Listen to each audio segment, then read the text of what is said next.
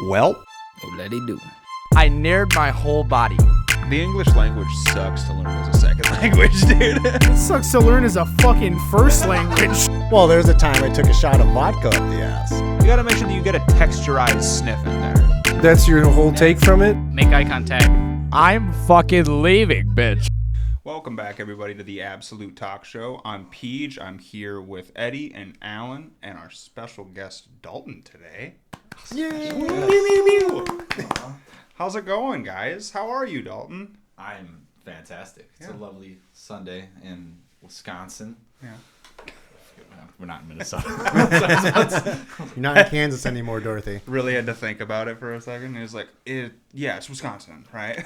We crossed the river, for sure. I was looking out the window as if that would tell me to. I was like, Well, so we got a lot going on today, I guess. At least I brought a lot of stuff. I don't know about y'all fellas.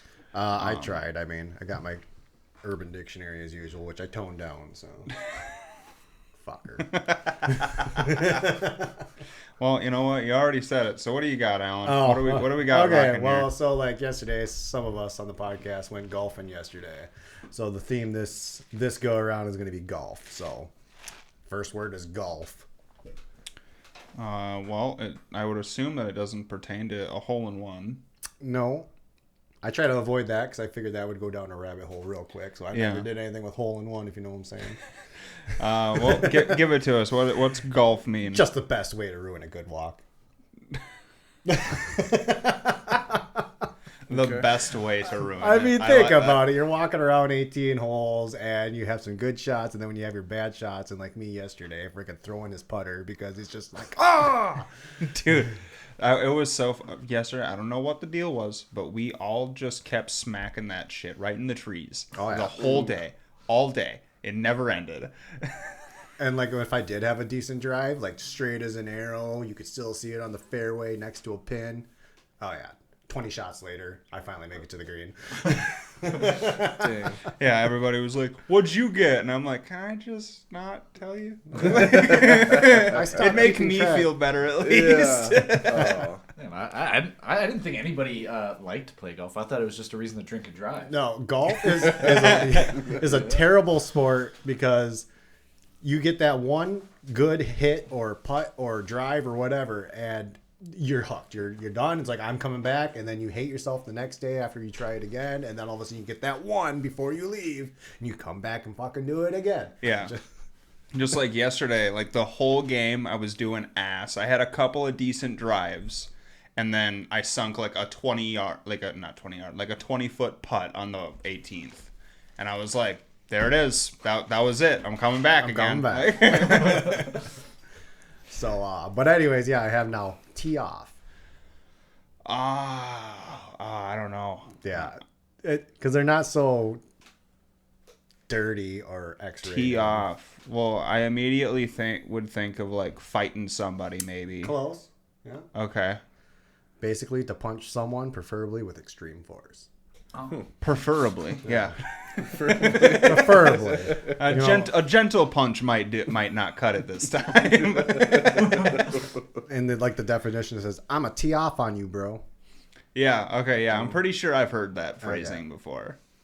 Then we got the good old golf cart popo. Is that when the cart girls come around and ask you if you want a beer and you're trying to make sure they don't see the one that you snuck in? I mean, I wish that was the definition. It is the name for the police who roam around in a golf cart because they are not good enough for a police car. Usually very fat. These are the original donut nut breed. The lowest part of the police force, they can easily be evaded. So the mall cop for golf courses, Basically, essentially. yeah. Wow. Got it. The Paul Blarts. Didn't know they existed. Ball blarts. The Paul Blarts. Now for this one, just think of a medication. Orange golf balls. A medication. Yeah. Percocet. What kind of orange golf ball medication you fucking need? That's a fucking horse pill. I only know this because I know someone that takes this medication, but the 20 mil Addies are orange and white. I didn't know you can get those. Damn. Because I'm going to have to talk to my doctor. And then I guess. the blue and white ones are 30, and then the light green, sometimes dark blue for the 40s. What are you doing that high? Well, why? like What are you doing? Building Lego sets with your tongue. That's Dude, honestly, 100%. You can go all the way up to 60 these days. Oh God, dude. I think when I was in high school, I was on Ritalin, and by the time that I quit taking it, I was on 50 milligrams Jesus Christ. a day. Oh my god. And then when you get that's laser. instant release, or not instant release. No. That's No. extended release. Yeah. And then you can get the instants in like 5 and 10s and 15s. Yeah. Yeah, I'll stick sure. to my 10s and 15s. The more dude. you That's know. a lot. That is a lot. Oh, yeah, 100%. Oh. Okay, is that all you got? Do you have one more? No, that's it. Okay, sweet. Move along. We were talking before Eddie got here about like AI and all that shit. So I figured might as well bring it up before I forget. There's like a school that is implementing AI as like their daily tool and essentially like not getting rid of teachers, but having that like help with the child's curriculum and using AI to help it, and actually only doing like 2 hours of like sit in a fucking chair type of school, and then the other 6 hours of their schooling is like real world shit that you're gonna have to know. So do you have to like pull some? Do you have something to pull up to kind of show that, like an article or anything? Or? Yeah, let me find out what the school name was here. I have it in my phone. Because I mean, this is kind of like maybe an off breed of like charter school. I don't know if you know. Yeah, it kind of was, I think. Let's see. Because like I was a charter student my senior year, and like it was just project based learning, right? What is a charter? So charter school is like they try to give you like you learn through like life experience in a way. You do projects instead of like reading out of a book. So for example, one of my science projects, instead of like learning physics and angles and all this and how it all works together, I made a mini golf course. And so like it would just show you like, hey, you know, you have to make the ramp 10 degrees because when you hit the ball at a certain force, the ball is going to roll so far, you know, like, so you're doing physics, right? Yeah. All the calculations. And that's a life skill. You're going to build a golf course in real life, be an architecture or something like that. You're doing it hands-on. So like I really liked charter school when I went there as a senior, and I actually even graduated early because of it, because it was like I learned everything everyone else did, and I didn't have to sit and do lectures and all that other stuff, you know. So That's really good. If it's like that, like simulations, Yeah, I think that's so much more. so That'd be nice. So- In a way, that's also civil engineering too. right. And That's then pretty awesome. implementing the AI into that, and I know we were having conversation before the show, like it's a love-hate relationship with it. I feel like kids are going to abuse it, and that's how they're going to find their answers all the time. And on the other end, it's a nifty tool. Like instead of me sitting here for 5 hours trying to find research on something, I say, give me what you got, and it does it in like 10 seconds, you know? So, I mean, hit and miss, no matter how you want to go about it. I don't know. You take 15-year-olds on that orange Adderall. I feel like you get some results, dude. You get some good results. Oh. Okay, so the school is called Alpha School, and course. it sounds like it is a type Omega. of. It sounds like it is a type of charter school. It has to be. They have campuses in Austin, Texas, Brownsville, and Miami, and 7 more new locations will be opening soon, apparently. And it says, like, the first thing on their website says, a school where kids crush academics in 2 hours, build life skills through workshops, and thrive beyond the classroom. Nice. So essentially, like, these kids only actually do, like, 2 hours of sit still in a chair Yep. type of schoolwork, because let's be realistic, that type of schooling just doesn't work anymore. It just doesn't. Nobody can nor wants to sit still for 2 hours. Especially those kids and on do Addy. it. Yeah, honestly. And it's like, just, like, this has been a huge thing, like, politically as well, as, like, notice how much everything around us has changed, and we have been teaching people the same way for 100 years. Yeah. Like a classroom from 1924 looks exactly the same as a classroom today. Like, the only difference is a fucking smartboard. That's it. They haven't even upgraded the desks. It's like, hey, give me Yeah. a lazy boy here. I'm sitting here for 8 hours. You know what I'm saying? Honestly, though, it's like, That'd dude, be nice. you can only expect people to sit still and have a boring fucking teacher that doesn't make things enthusiastic and fun. Because, like, that's the big problem, too, is that teachers just don't care about teaching anymore. They just don't. So that's where a lot of the downfall comes. And that's why they're like, let's use AI. Because AI will you can actually, like, program AI to be enthusiastic about something and make it fun. Yeah. Well, and that's the other thing, though, too. I think it takes out the creativity in people. As in, like, I don't know. I listened to this radio show in the morning.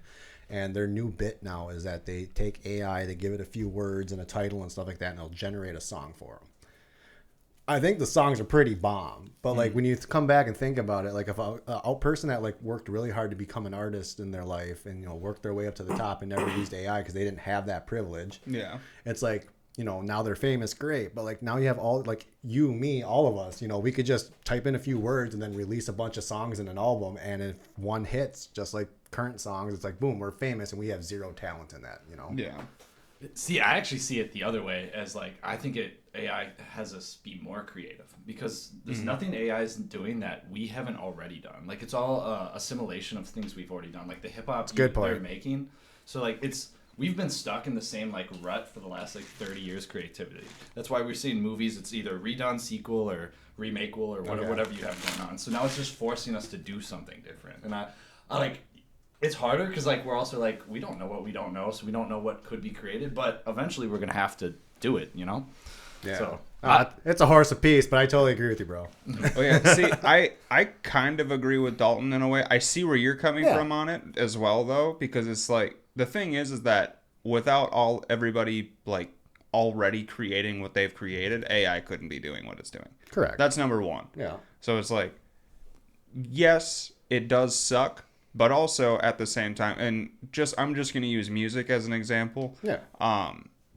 In the music world, like fucking 5% of artists actually write their own fucking music anymore. Right. No, so I like all the other artists are getting credit for somebody else's writing nowadays.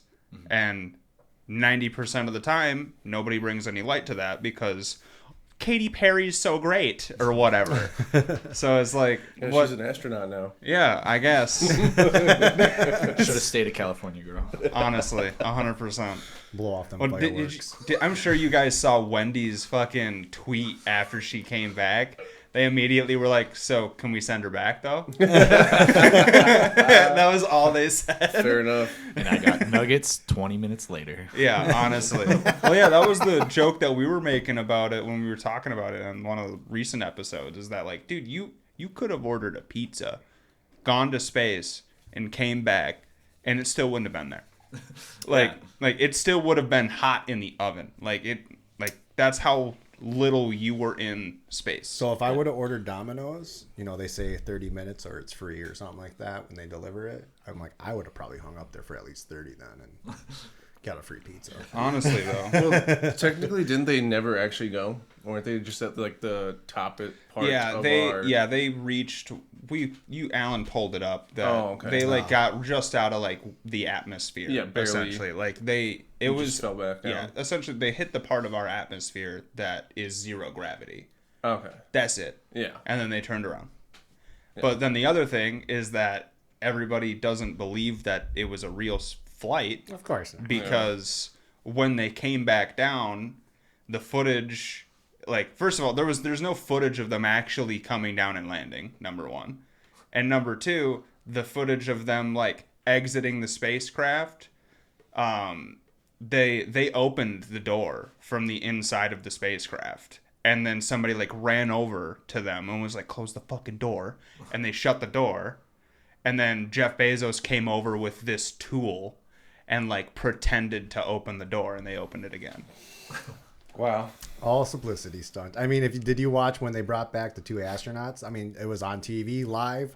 out in the middle of the ocean. Yeah, they look so old now. Yeah. They weren't allowed to unbuckle. They had people come into the pod, unbuckle them. They didn't even get to walk. Or I don't stand think up. that was a thing of they weren't allowed to unbuckle themselves. I think it was a matter of they are so weak from being in space. Well, and then that, just going like, from dealing zero with Earth's- gravity for that long, and then gravity.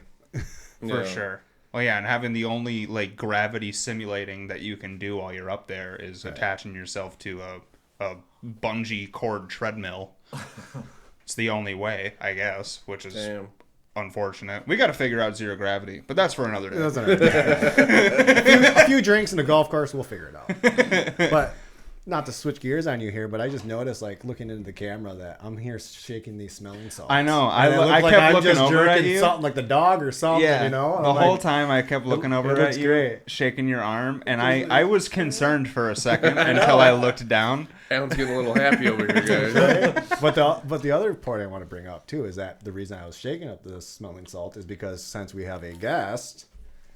Oh, yeah. Dalton, you want to do some smelling salts with us? Smelling Want salts. to take a hitter? Wait, want to wake the fuck up? It's not as strong as it was, what, a month ago now? Yeah, over a month, I Yeah, think. so I'm shocked that these are even good still, honestly.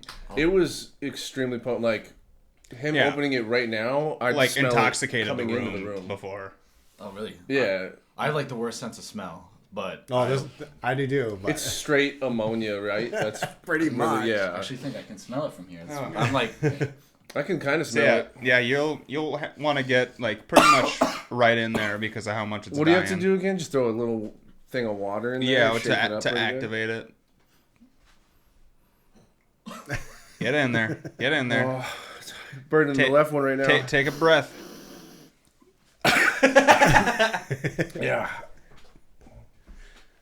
I think we're used to it at this point. 'Cause it hit hard. Honestly, so I always wondered what it's not really a smell, it's just nose pain. Yeah. Kind of, yeah. it's not really a smell. I like to compare it to like horseradish. You take a thing of horseradish, you're just like, oh, my nose. See, the thing that sucks is it just reminds me of a litter box that hasn't been cleaned in a long time. That's terrible. Yeah. That's terrible.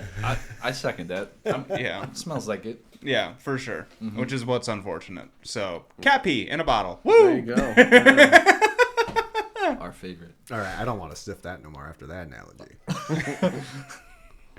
All right. Smelling honey, cat piss. Leave me alone. It's sterile.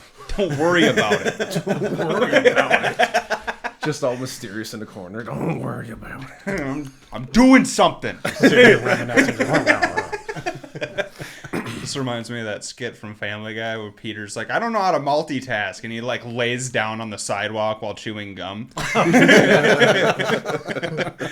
It's like, Peter, what are you doing? I'm doing something. He's just chewing on the ground. All right, I'm gonna hit you guys with questions about comics if you think you're ready for them. Let's do it. I'm ready. I was wondering if you had any. All right, so here's your first one. Gary Thompson. Jesus Christ. He is an interesting individual from Kentucky. Oh, Kentucky. Any hints? I think my screen's frozen. It's a great scene to get stolen. Oh yeah, I'm so surprised. Dude. I'm just chilling, laid back. Eddie is frozen. I'm frozen, guys. Here, let's give this a reset. Okay. We'll be right back, fellas. Oh, we just all Okay, recorded, did we? we're good. No, we're good. Okay. Eddie's camera was frozen, so I don't know, but should be good now, at least for the moment. All right. So yeah, Gary Thompson. Here you go. Did you start it back up? Yeah, we're running. Okay. Yeah, we're on. All right. Hey, everybody. We're running. So yeah, this guy's from Kentucky. Dalton. So you get one question and one guess as to what he did.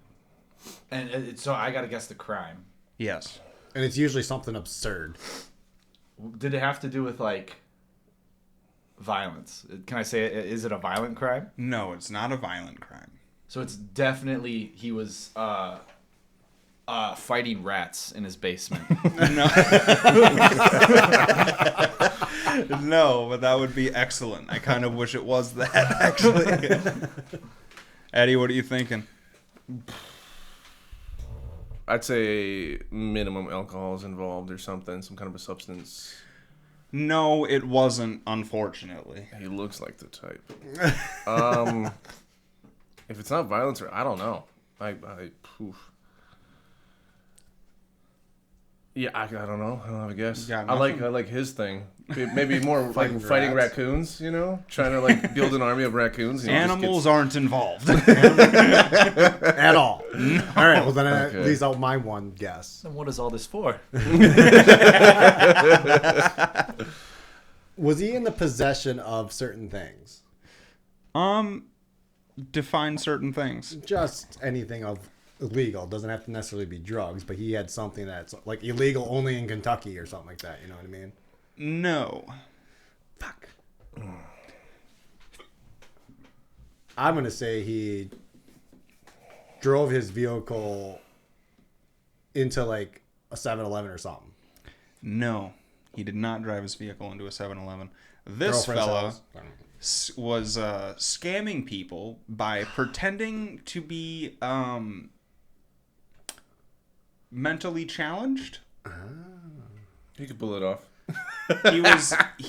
I'll have to see if I can't pull up the video here. That's a crime, eh?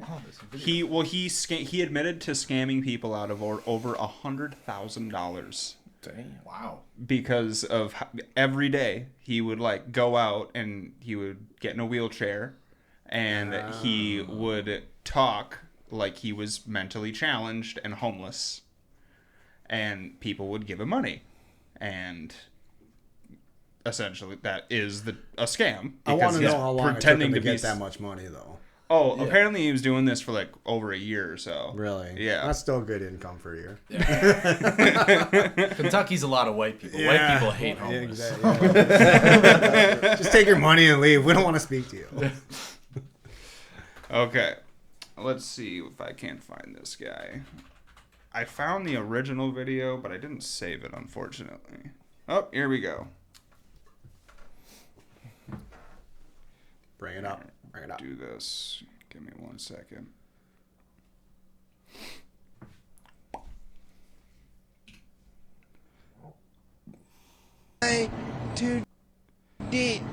To the restaurant. Sympathized with his wheelchair, his drawn hands, his story ripped at your heart. They give me money and to get some eat. Lexington police say he's taken his act on tour of the city to places like the Lansdowne Shops, Hamburg, and the Zandale corridor of Nicholasville Road. We busted this bogus beggar right outside the police department, just minutes after a press conference about it. Best in Lex. I appreciate you guys busting me. Yeah, I'm really good at it, really good. I clear about $100,000 a year doing this. Yeah, about 60 to 100. My big boy, I'm just playing. I gotta go, y'all. I gotta make some money. He was back at it again. Jesus. Why is that camera for? Chances are you've seen him. I mean, give this fucker an Oscar, man.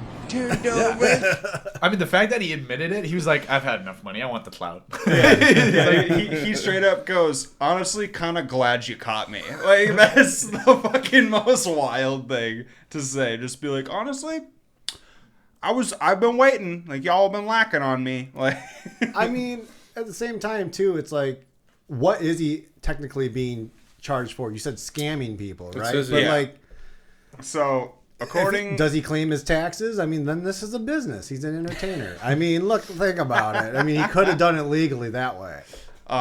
no. So I know that scamming was one of them. Let's see. I thought that it said down here. Legitimately needed a wheelchair. So how did they bust him, though? Other than him admitting to it.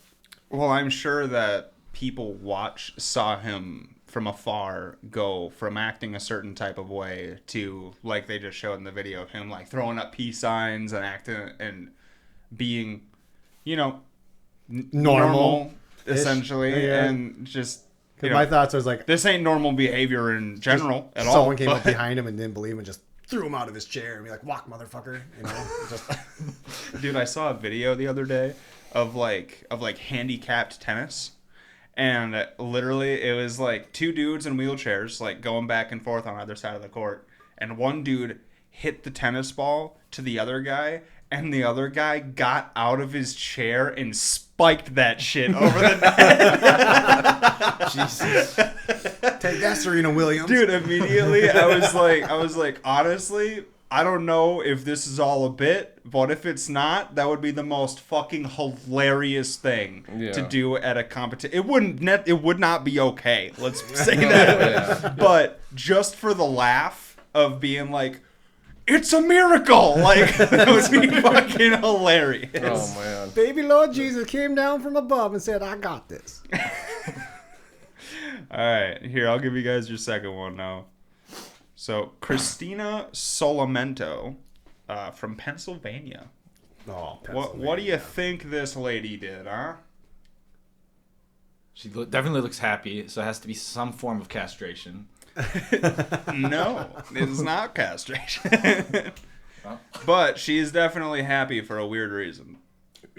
Sexual? No, not sexual. Wow. She looks like a basic white girl Karen. I'm gonna say she also conned people, but like more or less the whole Hobby Lobby side of things. No, actually. No. Okay. Alan, what are you thinking? I'm taking a wild guess here, but I'm thinking that she had a at-home daycare and neglected children. No, she did not neglect children, unfortunately. That's real. I guess. Unfortunately. Jesus. So close. So this woman is supposedly an OnlyFans model, I guess. Oh, okay.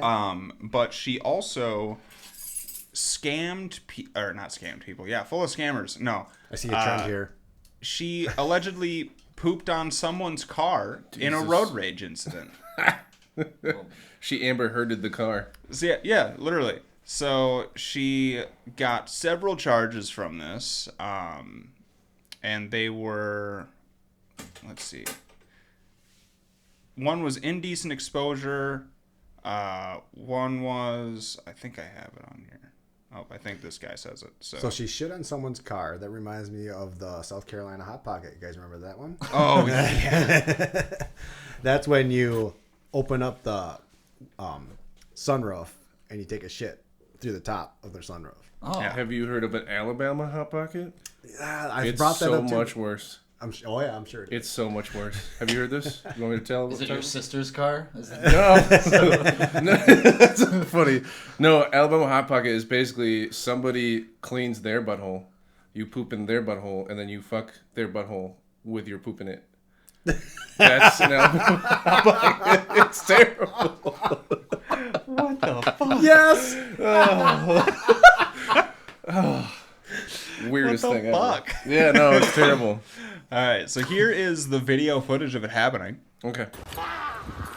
Can you tell us what happened? The lady chased me. She chased me and I asked her not to attack me.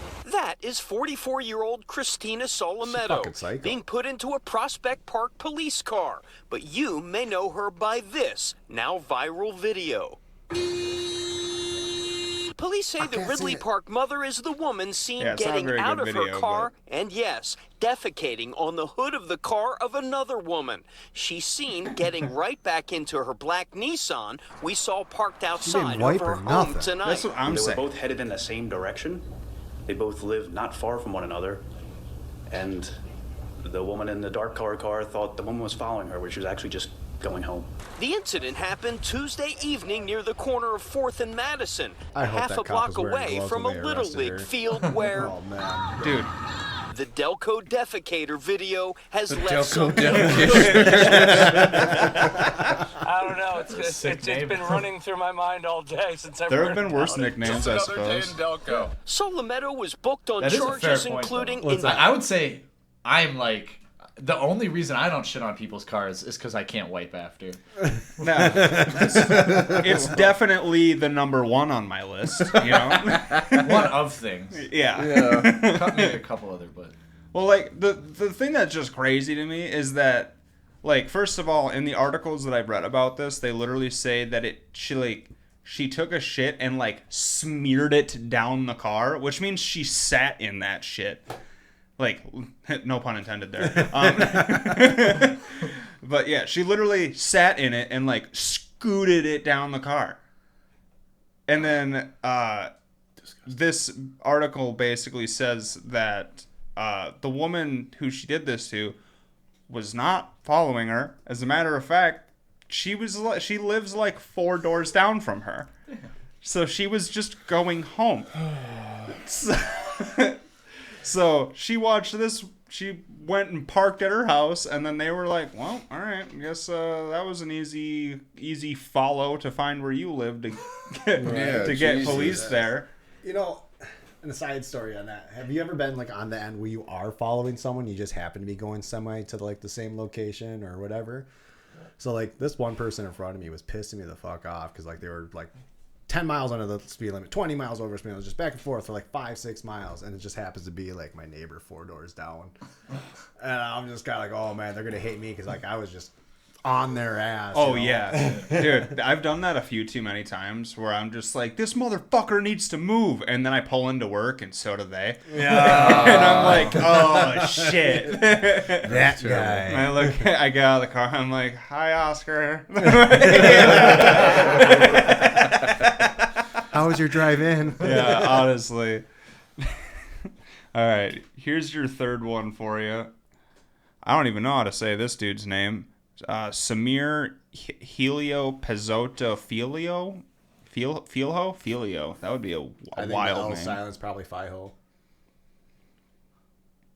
Okay. From Oregon.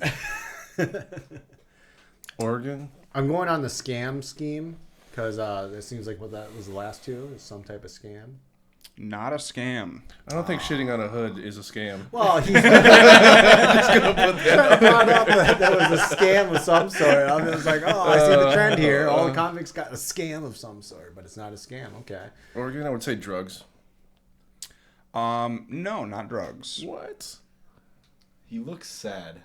Looks really sad. He's going through it. What would be a good question? Is this about stealing? Did he take something? He did not steal anything. Oh. What are you thinking, Alan? I think that he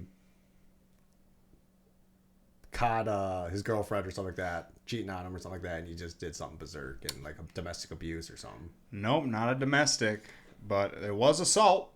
All right, I led you guys in the right direction. So this is a road rage incident, much like the previous one, with a little bit of a twist on it, I suppose. So this guy literally like ran. You might have seen the viral video of him just wrecking this dude on a motorcycle. I just saw that video. Breaking news in a terrifying case. Yeah, this guy literally just Beaverton police have absolutely arrested the driver body of this slams blue this Kia Carnival, motorcyclist. suspected of intentionally running this motorcyclist off the road on Highway 26 in Beaverton. Samir Helio Pezzotto Filho will be appearing in court at 2 this afternoon. Now, this incident, all caught on camera by a dash cam on a nearby car, happened around 6:15. So I want to know what the motorcyclist was saying to the guy to piss him off too, because you know, as much as I want to say respect the motorcycle when he's on the road, at the same time, if you're being a dick as a motorcycle, and I drive motorcycle, the side of Highway 26, and the driver maybe he had it coming. Going. The motorcycle. All I'm saying is nobody, especially if you're on a motorcycle, you don't have that coming to you. No. Like that's attempted murder. That's what that No, is. I get it. I'm just entertainment. So it's yeah. But no, like basically the way that I see it is, especially being how Samir reacted to this, I don't care how much road rage somebody's shaking their fist at me. I'm not gonna turn hard fucking right on their ass. Like that. Like, if all that road rage ever happens, like, whenever somebody tries to, like, get beside me, he's like, what the fuck were you doing? I just kind of look at him, I'm like, whatever, and I just keep driving, like, okay, sit there and scream in your fucking car, dude. Like, you think I'm going to be able to hear you? You think that this dude on the motorcycle, do you think they can actually hear each other? No, of course not. He's just shaking his fist at him. That's all he sees. So he's just getting pissed off that some dude was for all we know, the dude probably cut the fucking motorcyclist off or some shit. I mean, I know. Like, I just kind of want to know where the motorcyclist was at on that point, because like not yesterday, 2 days ago, I was on my way to work on my motorcycle. And I had a lady that almost, like, it was busy traffic. She wasn't paying attention, and she almost moved into my lane as I was passing by her and almost hit me. So I laid on my horn and I stuck my leg out and I actually kicked her door at 80 miles an hour. And I didn't kick it intentionally, like, fuck you kind of thing. Yeah. It was more like I put my leg out to give me some space, you know. Yeah, better break your leg than your bike. Well... Fucking jackass. When you're doing 80 miles an hour and you got like split-second reactions, like all I could think of was like if I stick my leg out, it would give me enough cushion to like fucking like try to keep my bike on the road, you know. But anyways, no, she freaked out. She swerved back into her lane, and then all of a sudden I slowed down a little bit, and she like comes up side of me, and she's just like, I'm like, I can't hear you, but yeah, you know, she was saying I'm sorry. You should have just done this. You're good. Fucking bitch. Jesus, though. All right. Well, that's all that I got for you for the questions about convicts, fellas. What do you say that we take a break and then we'll come back, huh? Sounds good. Sick. Plans for Cusco. All right. We're back. Cusco's. Pull the lever, crunk. Oh, man. Wrong lever. Wrong lever. It's always pull the lever, Crunk, not let me pull your lever, Crunk. So, let's see. I got a bunch of other stuff on the list here. One of them is Payless, the clothing shoe brand store. Yeah. Recently created a fake store with all of their products that they tagged with a new tag, and they gave the store a new name, which is Palessi.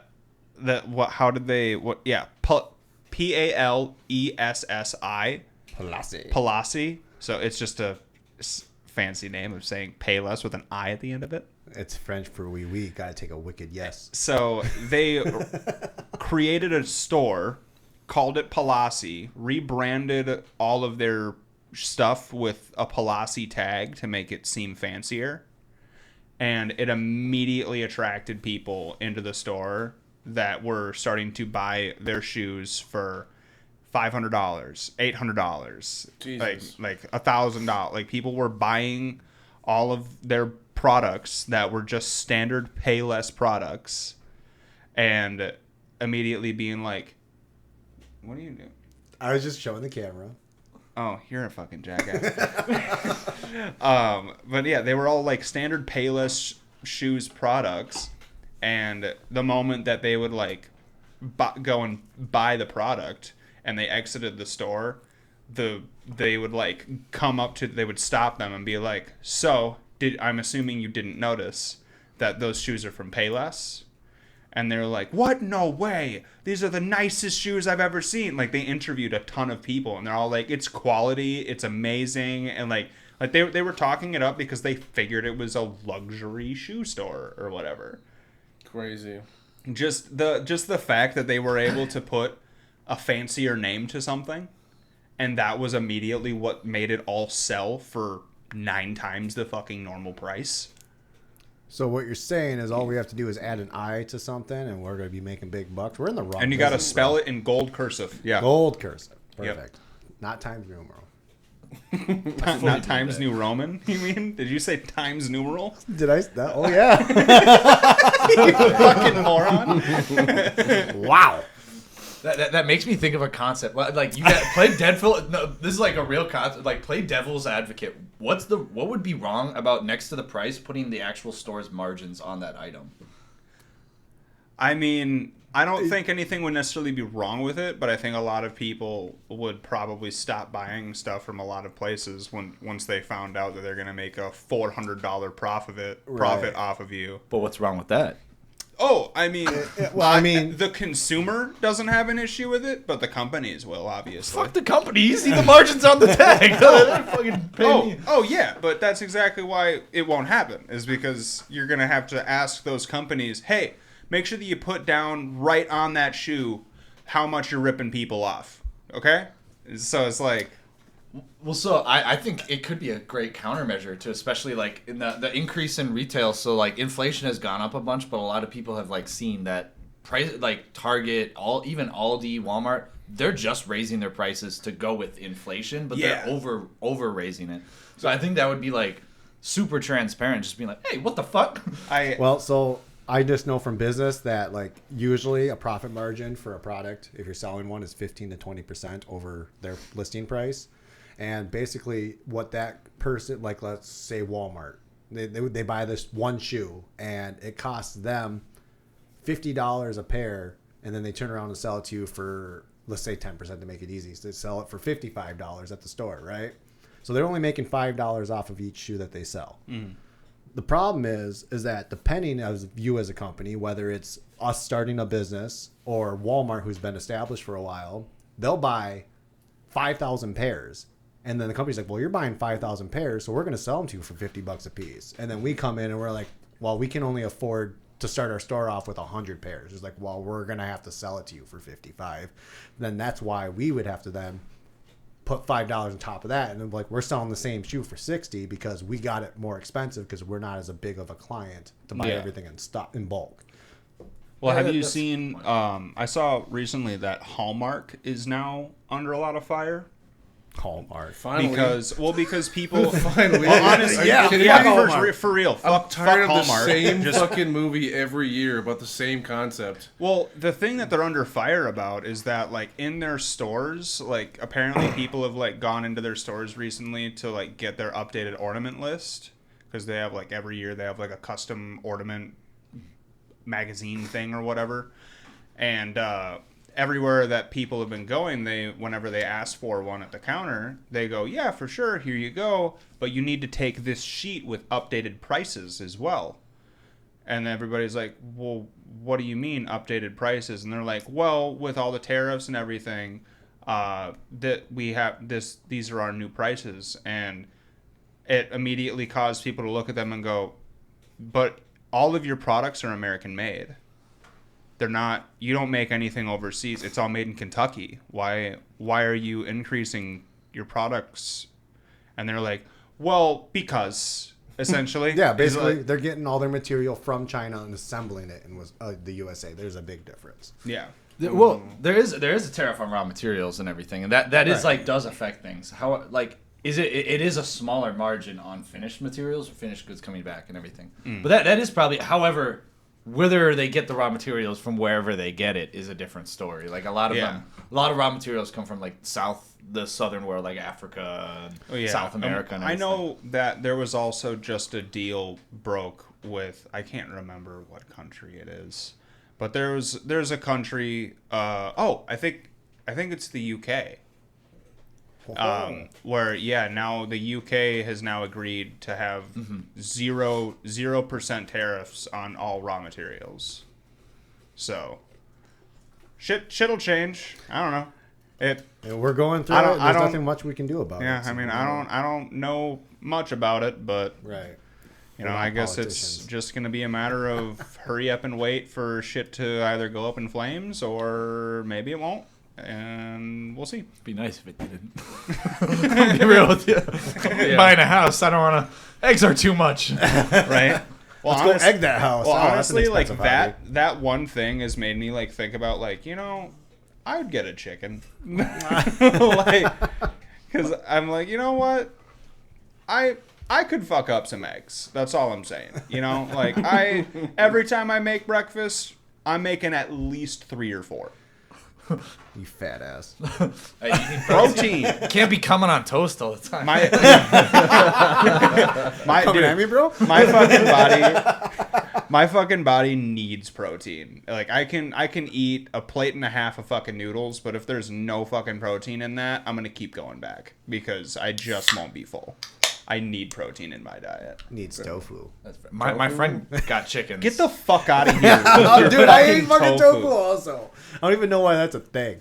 What is tofu stand for something? Totally fucking fake food? Chat GPT. What does tofu? Isn't tofu like real? Like it's not like something somebody makes. It's just like a thing. I'm pretty sure tofu is like a plant-based meat. it's not real meat. What? It's not meat. It's got. I thought you harvest it. Tofu is plant-based protein made from soybeans. So apparently soybeans. I was kind of right. Yeah. So it's like pre-plastic. Yeah, it's pre-plastic. Yeah. Basically, it's a great way of saying it for sure. Do you know about the soy boys? Soy boys. When you hear soy boy, it's a huge insult. Because soy is sounds like an insult to a Chinese guy. Sounds extremely no. If I call you a soy boy, you little soy boy, huh? Yeah. You little soy boy. If I call you a soy boy, it means like you're basically like this weak little like feminine guy. Because I don't know all the details. It was like a long time ago when it came out, but basically soy or something with soy has been proven to like give you more or help you produce more estrogen or something like that. So if you do a lot of soy shit, like it's just like an insult to say that you're more feminine than other people. That's really what it is. That's funny. Yeah. I thought someone was just a really bad accent. They couldn't say sore. So you're like over here, you're like, hey, you soy boy? You soy boy? I'm like, are you sore? No, I'm not sore. Why do you say it with an accent? What do you say with an accent? I don't know. I met this guy one time at a fair, and he's like, oh yeah, have you ever gone down to the the Wassa? And I'm just like, fire. Fire? Like, yeah, I'm just like, what fire? It's like down in Wassa, they have a big bonfire or something like that. He's like, no, the fire. The fire.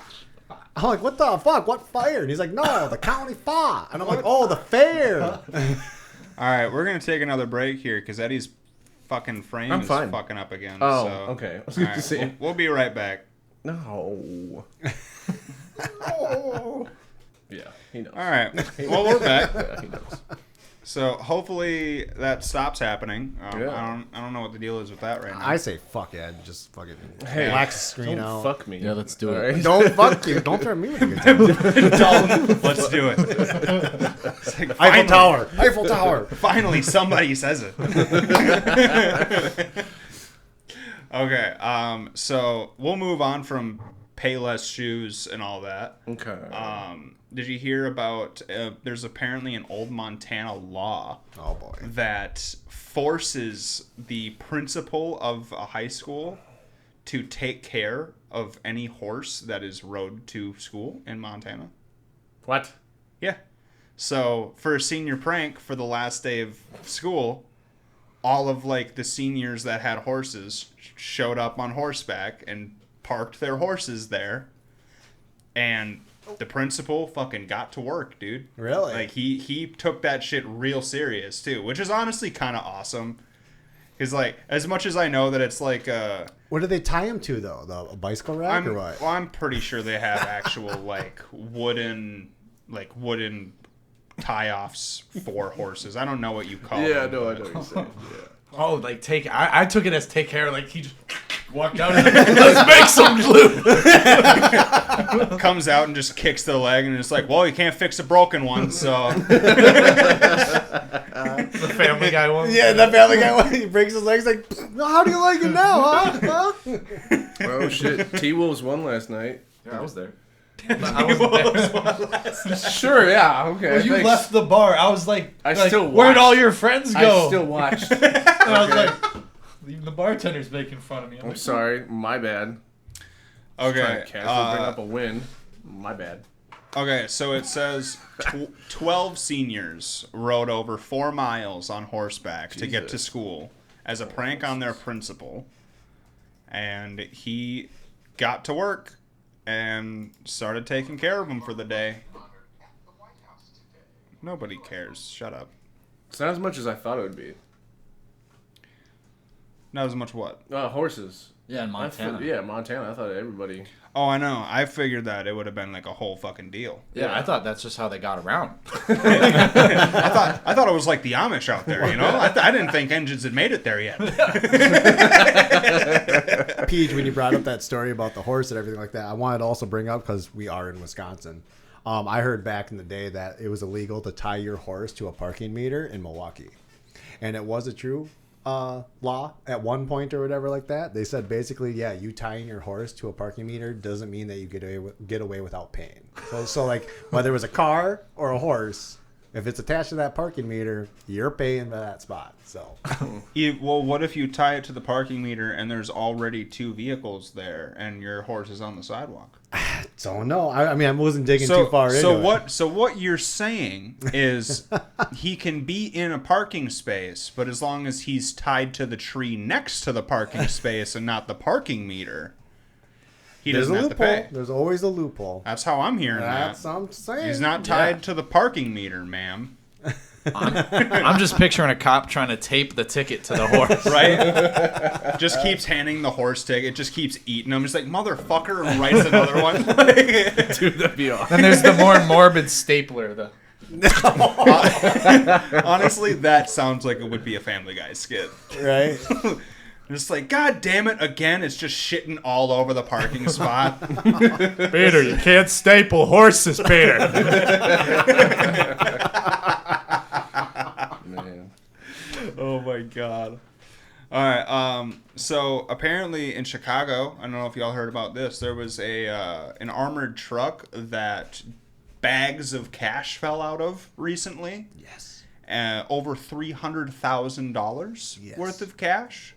And, of course, the moment that shit fucking landed on the streets and flew out throughout the air, dozens of people started booking around and collecting all of that money and ran off. As you would. Yep. As anybody that's normal or sane would, for sure. Yeah, free money. Nice to see billionaires finally giving back. Oh, fuck, that's perfect. Brinks, that's the company brand. I'm pretty sure I've seen that company. They have, too. What do you call it?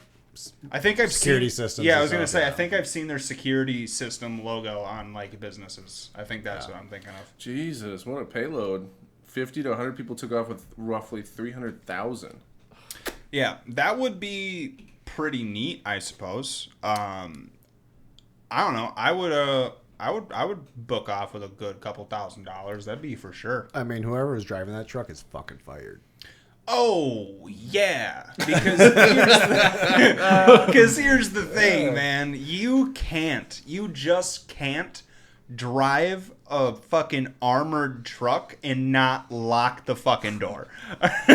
Ridiculous. And you got guns and everything. Like, your job is like... Yeah, you got robbed by the fucking wind and a speed bump, all right?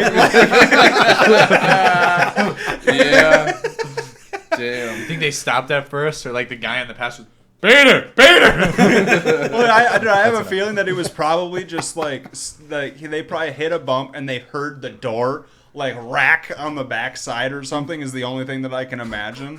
Or maybe they were like, did it just feel like it got lighter to you? Like it's the only way I could imagine it happened. Do you feel a draft? You leave the window down.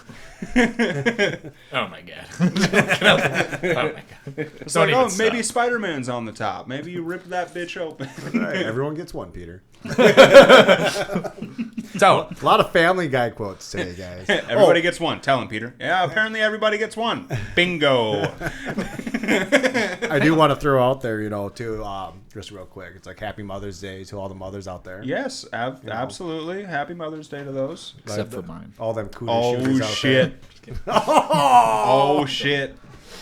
Of course, Brent's not here either because his mother's gone as well. So that would have been fucking double down on that double one. X on that. Well, I mean, to make it even worse, we've all been in our mom's vagina.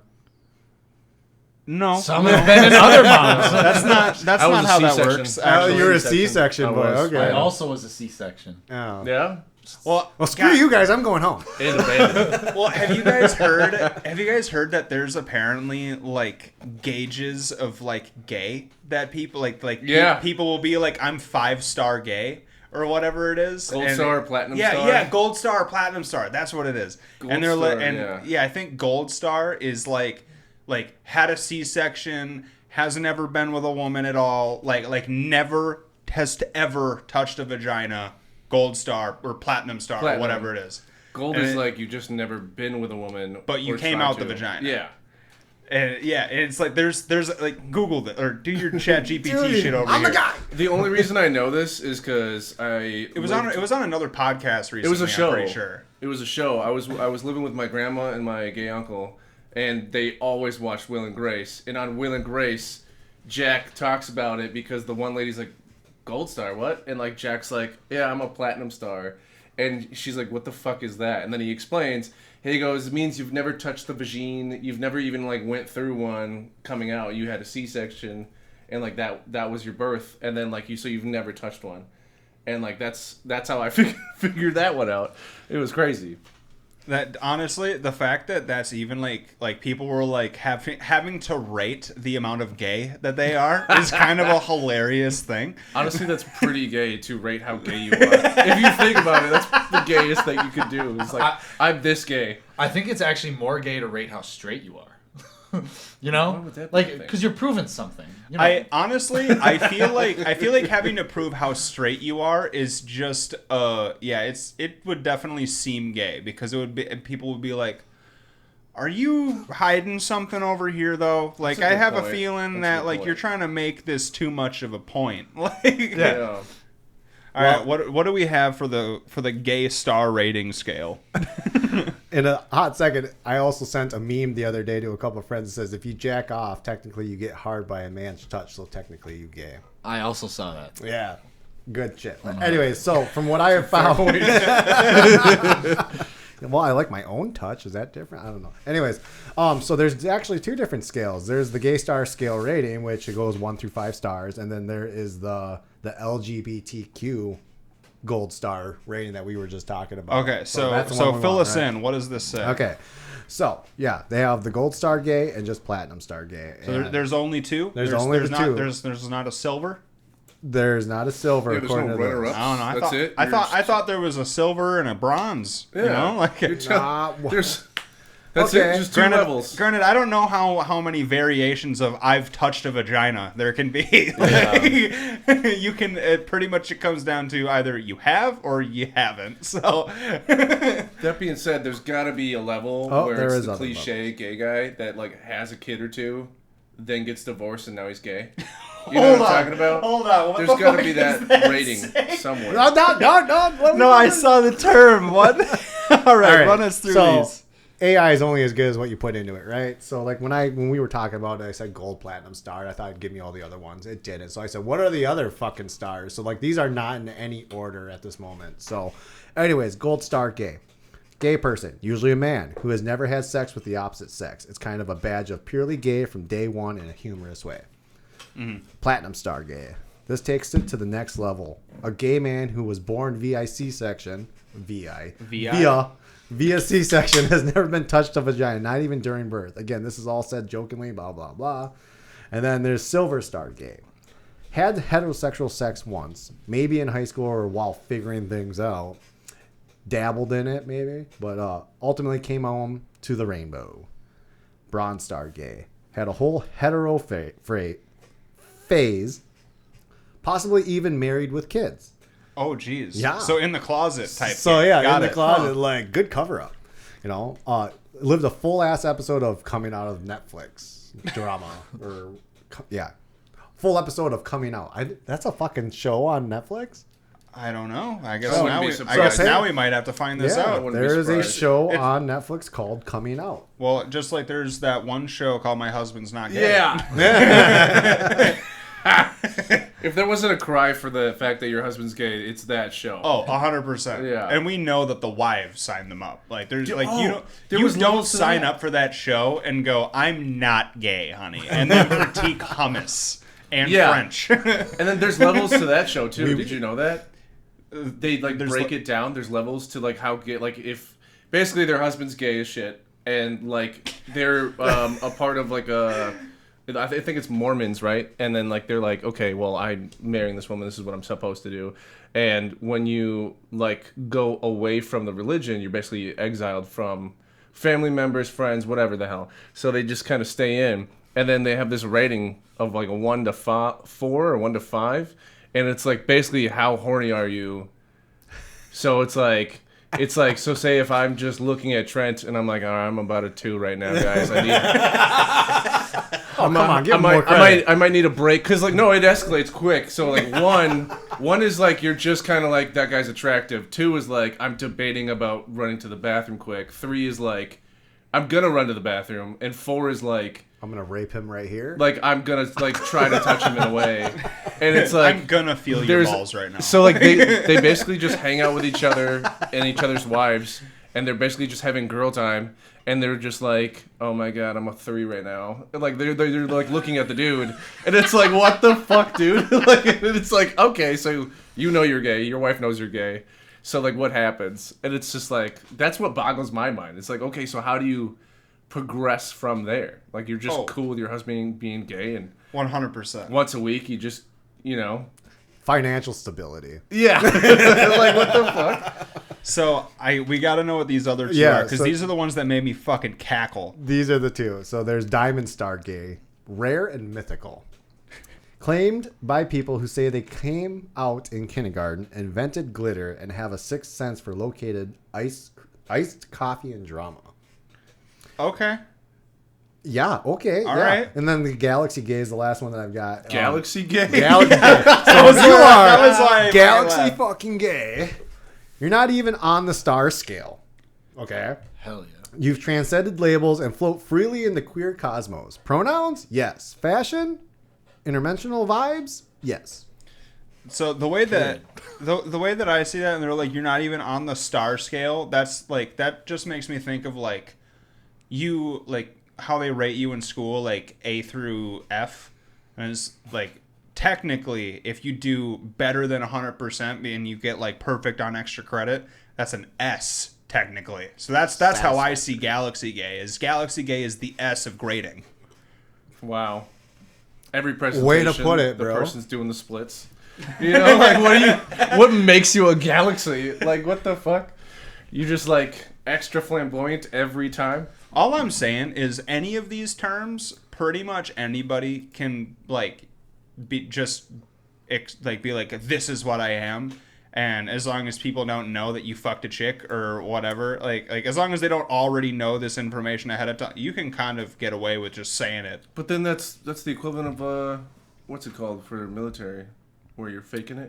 Fake valor. Stolen valor. That's stolen valor. If you're gonna be gay, you gotta be the right gay. You gotta be honest with that shit. Don't fuck around. Okay? Dude, fake it to make it. Imagine if gay people started like coming after other gay people with pitchforks. I would love that. Being like, you said you were Gold Star. Yeah, dude. You're not a galaxy. You're a fake galaxy. You're bronze at best. I think we need to come up with a new term for Urban Dictionary now. Oh, dude, that's awesome. I would love to see people call each other out with that shit. Dude, that would be great. Oh, man. Just have like a queer off.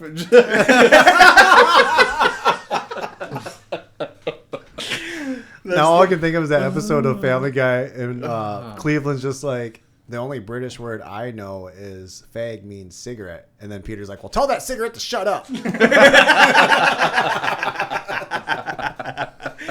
Fucking perfect. Oh, excellent. I love it. Okay. What else you got for us, buddy? So, we're going to take a little bit of a dramatic turn here, but it's just a fucked up thing, and it was definitely a Family Guy skit at one point, so this is super funny. Let me rephrase that. This is not funny. Oh, okay. I mean, funny for the dark humored. For the dark humored, it will be entertaining.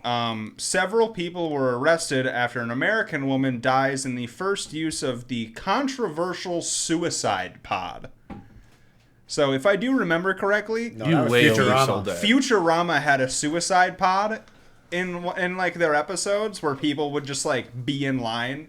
And, like, I'm pretty sure Fry tried to kill himself in it at one point. Yep. And it just has, like there's, like, it's, like, you have to, like, put money in it to, like, choose your death. And they're like, you don't have enough money. And so they're like, you don't even have enough money to kill yourself. And then it's just like, I don't know, I want to do the luxury one. And that's when they just, like, light you on fire or whatever. And it's super aggressive in the show. But I don't know. Apparently, suicide pods are a thing now. They've been actually around. It's a more common. Not common. Switzerland. Yeah, I was gonna say it was in other countries. It's been a thing. The fact that somebody had an idea and was like, you know what? I think we should make sure that people can kill themselves for profit. Right. that'd be a good move, right? And here's the thing. Like, how do you market a business of suicide pods? Like, when you walk in, you'll never leave? Or what's their slogan? I think the way they would market that is the fact is like, hey, you want to leave your family members behind without, having a big mess to clean up? It's like, just do it in this pod, and we just take the pod and ship it out. Yeah. It's like, I know you guys are joking. I just took this way too seriously. But, no, it started with, somebody they found out had stage 4 or something along those lines of, they're going to die anyway. Right, and it's get this over with. And it's because what's the term? DNR. Yep. Instead of having to sign the paperwork and having to go through all the pain and the treatments and crap, it's it's 6 months anyway. There's no help. It's too far gone. It's like jumping off a building, but less messy. Pretty much, yeah. Why don't you step off that ledge, my There was a huge thing about it of obviously there's going to be talk against it because this is so wrong and stuff. But it's there was a huge thing about what if you're just suicidal and you're on the breaking point and somebody hates you so much they manipulate you. And they just convince you, no, you should go in the pod. Go for it. And it's like a massage. Yeah, dude. It's and it was whoa, okay, we didn't realize this part. The amount of billionaires' wives that are the billionaire is just I'm having such a terrible day, and they're you should probably kill yourself. You just messed up your tea time is all. Yeah, that's the only bad part of the day. You should. Have you thought about it? I can 10,000 right here. Let's go. 100%. So, okay, let's read this article a little bit. So it says Swiss police have arrested people, several people, after a controversial futuristic-looking capsule designed to allow its occupants to kill themselves was used for the first time, authorities said on Tuesday. Police in the North Canton of Schaffhausen, bordering Germany, said that the so-called Sarko capsule had been deployed in a wood and municipality. I think I said Municipal? That right. Municipality. Okay, I can't see the fucking screen. Of Meershausen. Well, look online. What are you doing? Prosecutors in Schaff have opened criminal proceedings against several people in inducing and aiding the abetting suicide. Okay.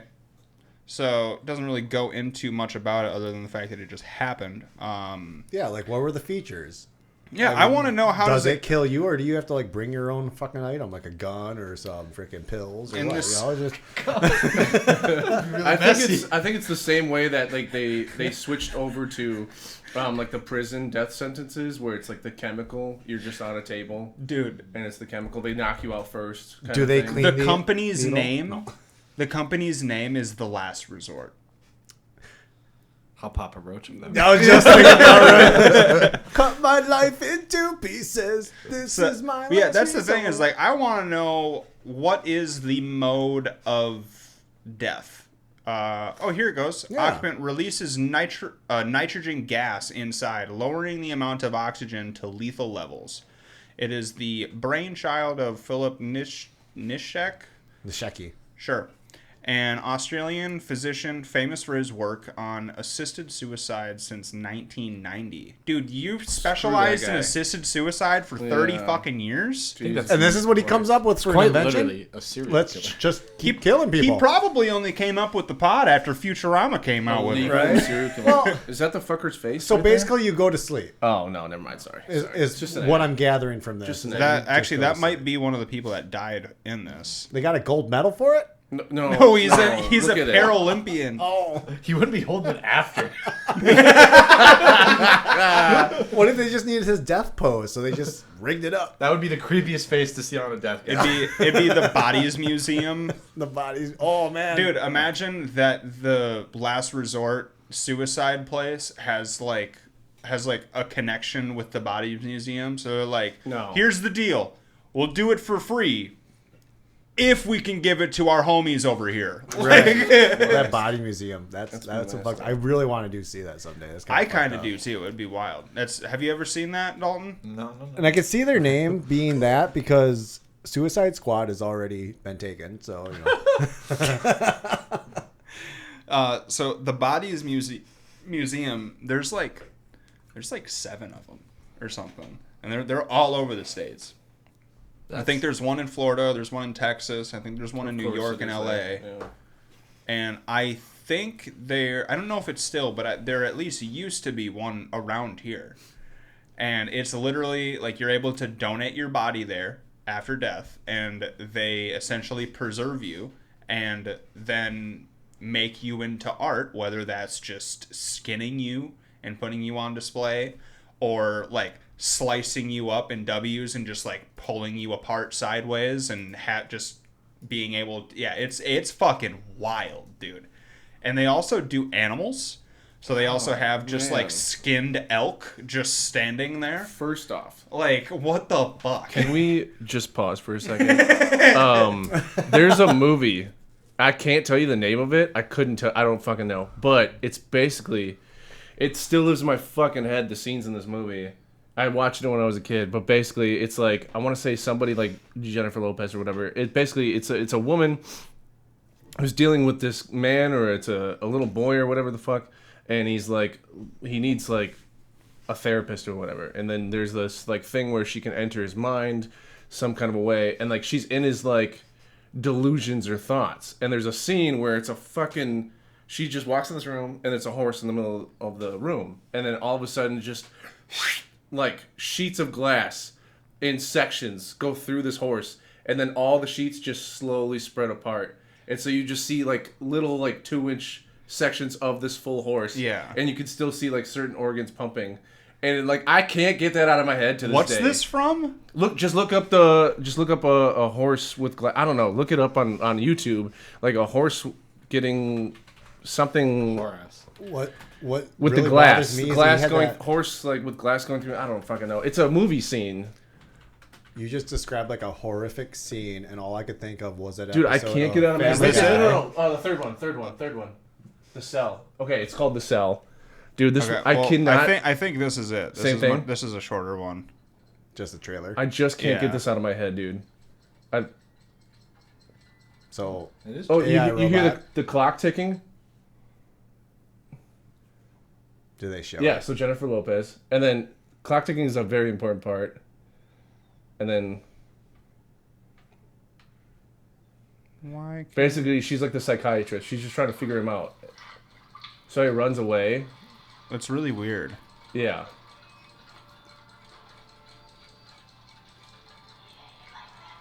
The clock's ticking. You watched this as a kid? Yeah. No, I saw a lot of shit as a kid. Kathy. So. What made you come around, Lois? Selva? That's what this is called? The Cell. It's just. Comedy. So if you don't want to see this grotesque part, maybe don't tune into the video for the moment. It's about to happen. Viewer discretion advised. The kid's getting all nervous. See? I'm getting nervous. It's kind of like a Saw movie here. This is exactly.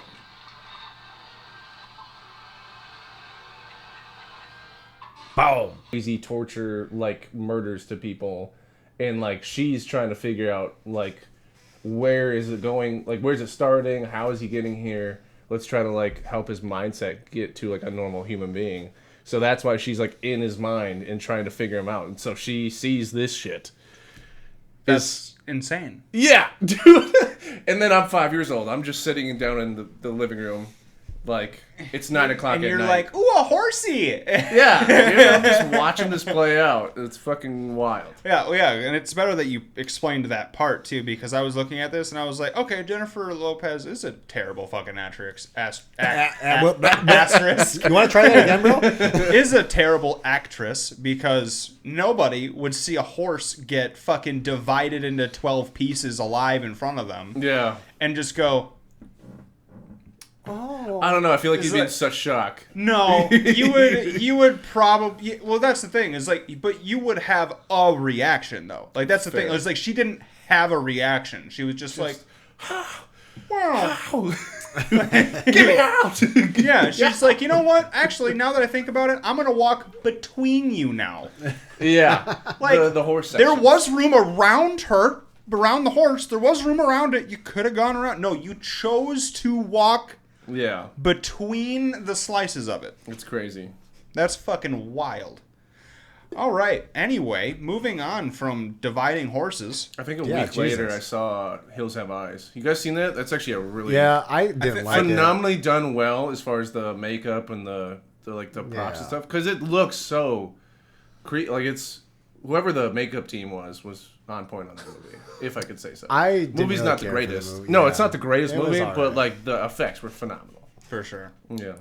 Okay, did you guys hear about a missing continent that was recently discovered a couple of years ago? I actually did hear about this. Yeah, so there was a continent that was rediscovered underwater, and they refer to it as Zealandia. Atlantis. That's the thing, is a lot of people are speculating that, like, this is Atlantis, but a lot of scientists are saying, well, no, it's not. Here's the thing, though, is it's too common nowadays, especially where scientists say that, no, that's not what happened, because the person that first says, oh, well, I bet that it's Atlantis, isn't a scientist or isn't a doctor or whatever, and they don't want somebody that's not an expert in this field to get the credit for it. So that's why they're like, it's not Atlantis. So they're like, it's still out there. That's not it, though. It's another one. Like, it's one we haven't found yet. It's the stupidest fucking thing I've ever heard. Fuck. So yeah, but apparently, a new place, long overlooked, 375 years after sailors first set foot there, is what they're saying. Christopher Columbus? No. Huh? Entertainment. Fucking jackass. So it says Earth still holds remarkable secrets beneath its surface and sometimes beneath its oceans. In 2017, scientists confirmed the existence of a hidden continent beneath the South Pacific, now known as Zealandia. This mostly submerged landmass was found hiding in plain sight and has since been dubbed the Eighth Continent. A study published in Tectonics helped solidify its status, offering a new perspective on Earth's ever-evolving geography. I have a side note on this. What's your side note? So, do you guys think Pluto's a planet or not? No. I'm going to circle around on this. I think it is because it's in orbit. Okay. So, now with that being said, lost continent, there's land, eighth continent. I never truly believed that, was it Antarctica has ever been a continent, because in reality, or is it the Arctic is just all ice, so there's no technical land there. So then wouldn't you say that there's technically the Arctic is not a continent? I definitely would agree with that. Yeah, assuming, the whole mass of it is only ice. Right. Yes. So, I mean, if there's land here, I would say that we technically have still 7 continents, because what is the definition of a continent? I assume there's land involved. I think it has to do with land mass, because the North Pole also is only ice, but we don't consider the North Pole a continent. I think it has to do with, like, the coverage of the surface. Okay. Because for some reason Australia is not big. So I guess that would be also a counter Australia argument to that. is huge. Australia is well, isn't the well, same... no, I mean, like, in comparison to the other continents, Australia is by far the smallest. Gotcha. Yeah, for sure. Doesn't the saying go, Iceland's mostly green and Greenland's mostly ice? So in that same argument, you could say, like, well, is Greenland... Because, like, Greenland isn't Greenland, like, actually fucking huge? It's all, but it's Greenland all is ice. a very mostly big ice, place. right? But I thought you were going to have the aspect that, the Vikings called it that back in the... Yeah, to trick people that were going to come, because they were like, okay, well, we don't want them coming to Iceland, the one that we like.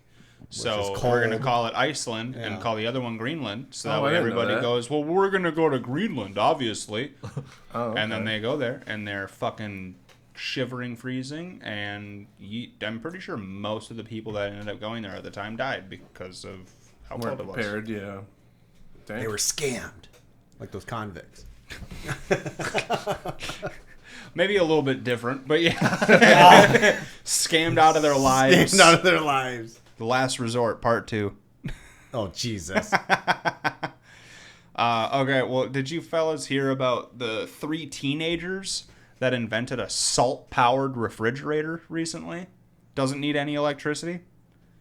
Yeah, so basically they separate the salt from the water, which creates electricity at a hydraulic level, or at a cellular level with the hydrogen. And yeah, okay. You can only sound smart when you can complete the words. Yeah. So. Well, the problem is that I have my phone tucked between my legs, and now it's ringing and it's vibrating, and I need to pull it out of there. Yeah, nice. Robocall, fuck them. Nice. But I'm gonna put it back now. Everybody likes a good vibration once in a while. I get it. They made a song about it. So I was distracted while trying to make that statement about it. But yeah, so apparently these kids made a salt-powered refrigerator, and the result is they are now building over 200 of them for hospitals to use. So that way, and like it totally makes sense too, because if a fucking hospital loses power, sure, they'll have a generator, but even those only run for so long. Mm-hmm.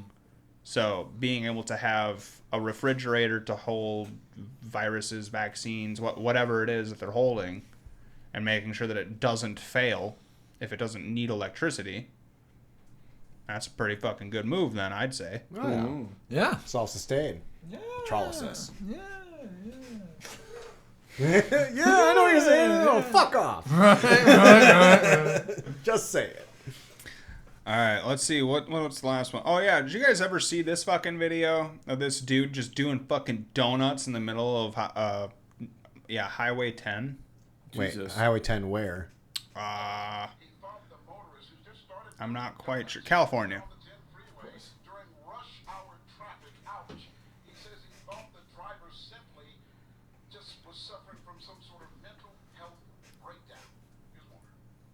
Mental health breakdown, okay.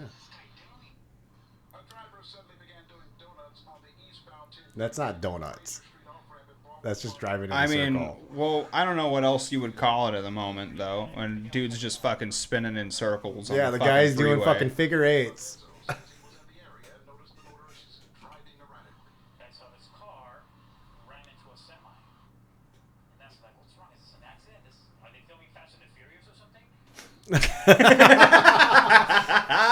You ain't no fucking Paul Walker. Are they filming Fast and Furious? There's no green screen, so it's not.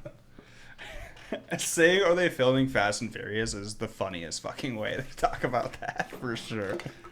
Are they filming Fast and Furious or something? They must be. Sometimes the way they put things on the news, it's just like, all right, who wrote this? Like, all right. Someone got drunk, and someone else wants to get drunk. Well, I'm going to say let's take a quick break there, fellas, and then we're going to be right back, all right? Sounds good.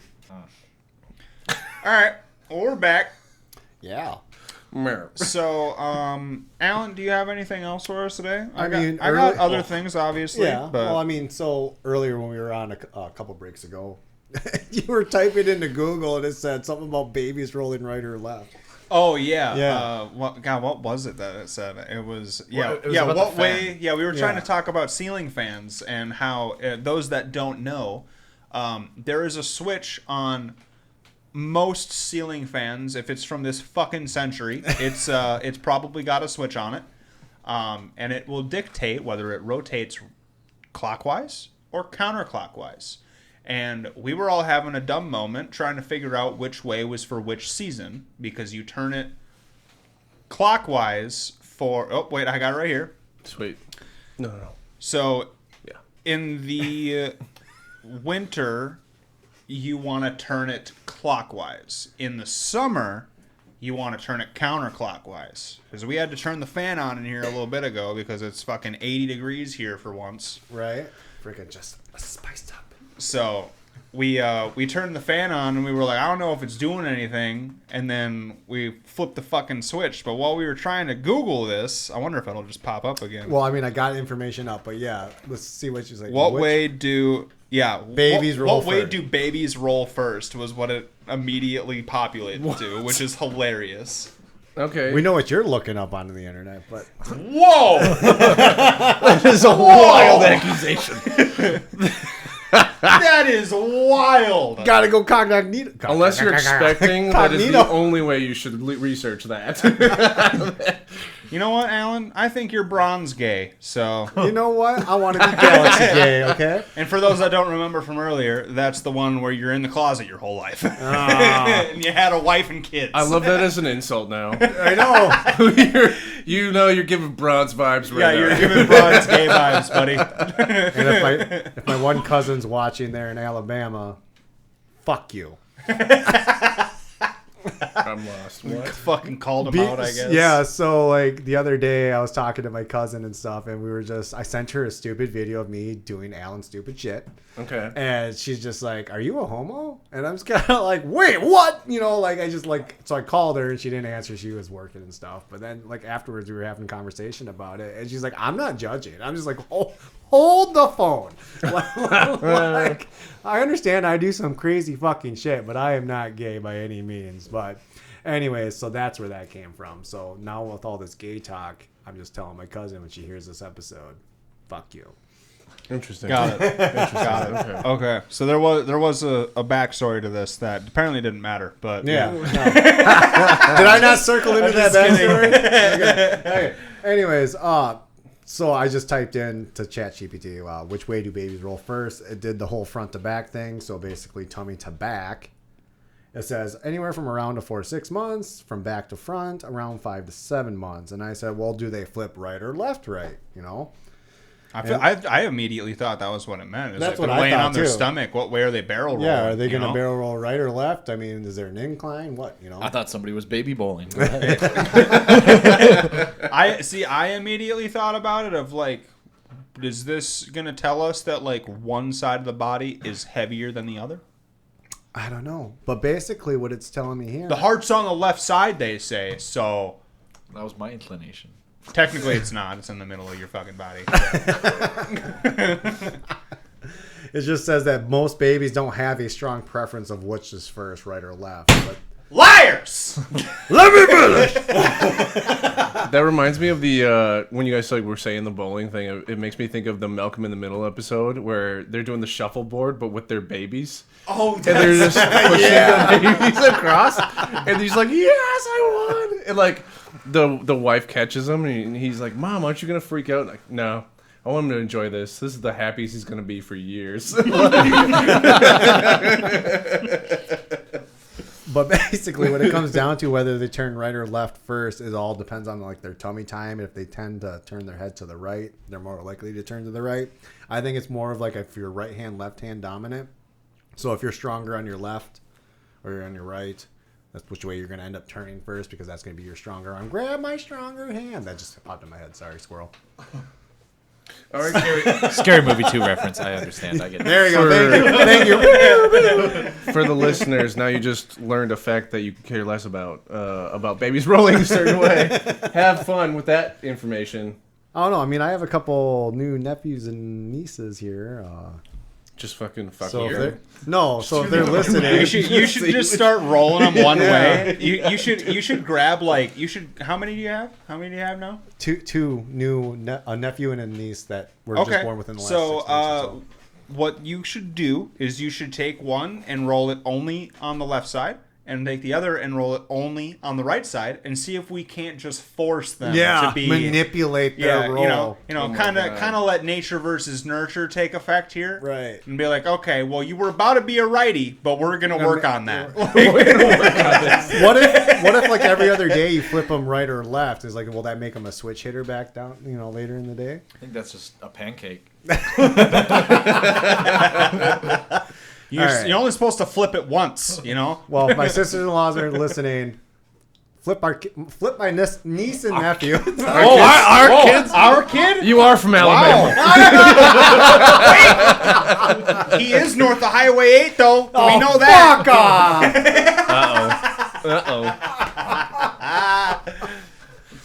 I'm actually north of Highway 70. I don't think that's better. It's not. I'm not trying to better my case here. I'm just trying to make a point that if I'm going to be north of Highway 8, I'm going to be north of Highway 8. So, do any of you guys have like a shellfish allergy? Or thank God I don't. No, if it's hot, I love seafood, dude. I went to a place in New Richmond the other day with my dad and Jamie, and we went to a place called Salties, and they have like a stuffed and rolled salmon. Yeah. Fucking great. What are you looking like that over there? That's for? His nickname, Salty Dalton. Oh yeah, I know that. That's my yeah. DJ. But it's a place called Salties, and I was kind of skeptical but I was like, you know what? I'm gonna get the fucking salmon because that's how you know if a restaurant is good. Because if they can make a good salmon, then you know it's a good restaurant. If you fuck up salmon, I don't care who you are. You should be in a disability home. Like, it's not hard to cook a salmon. I'm just saying. It's not hard to eat a salmon, Kyle. Kyle? God damn it, Kyle. I know he listens to the podcast, too. So, well, I found out recently that apparently those that are allergic to seafood, not all, but the vast majority, are also allergic to cockroaches because of it. Who's eating cockroaches? I don't know this. I'm not figure that out? Well, you know, just like somebody that's allergic to dogs will break out from dogs. Doesn't necessarily mean that they have to fucking eat it in order to break out. So, I mean, okay, sure, yeah, fair enough. It's like it just depends on the level of allergic to that thing that you are. Because the crustacean thing, right? Like they are, in a sense. Exactly. So that's why it's shellfish specifically. If you're allergic to shellfish, typically, in most cases, that means you're also allergic to cockroaches. Alan, prove me right here. Hold on. I'm just in such awe. Like, I'm never going to know if I'm allergic to freaking crawfish. Cockroaches. The crawfish are in the St. Croix River. Let's go find one. We'll find out right now. With that, okay. Hear me out. Could be very way off with this. I don't know what I'm talking about. So it's the shell. Start. It's the shell, right? So in a sense, it's like growing fingernails, hair, skin. If you're just allergic to their skin, their shell, and it's like the cockroaches and stuff, in a sense, are you allergic to fucking skin? You know what I'm saying? No, like fucking shit. No, isn't well. What is that? What that is? What are shells technically made out of? What is it like? Is it like it's an exoskeleton, correct? Well, yes, it is an exoskeleton. So it's them. Duh. No, but like I'm saying, like it's. How is that different than me growing fingernails? Well, that's what I'm saying. Is like because like I don't know what what it is, but like our fingernails are made out of like calcium or whatever the fuck it is. I'm wondering what is that shell made out of when we think of like I'm gonna say substances, even though that's not the right terminology. I can tell you right now. The vitamins. What is it? All right. So the reason why, yes, Peej, you're right. If you're allergic to shellfish, you're gonna be allergic to cockroaches because their shells are made out of a protein called trypomocyan. That sounds like another level of gay. Oh, did you know that? Did you know this? No, I'm just pointing to it. Like you're giving me the gold star. I want to be Galaxy. All I was saying, I was like, it's a different chemical compound. That's why. I got you. Okay. You said trypomocyan? Yeah, trypomocyan. I don't know. I'm not. Spell it out. Can I see that? TROPOM. Tropom. Y. 0, not 0. All right. Too many smelling salts. Let's go. Too many smelling salts. Alabama.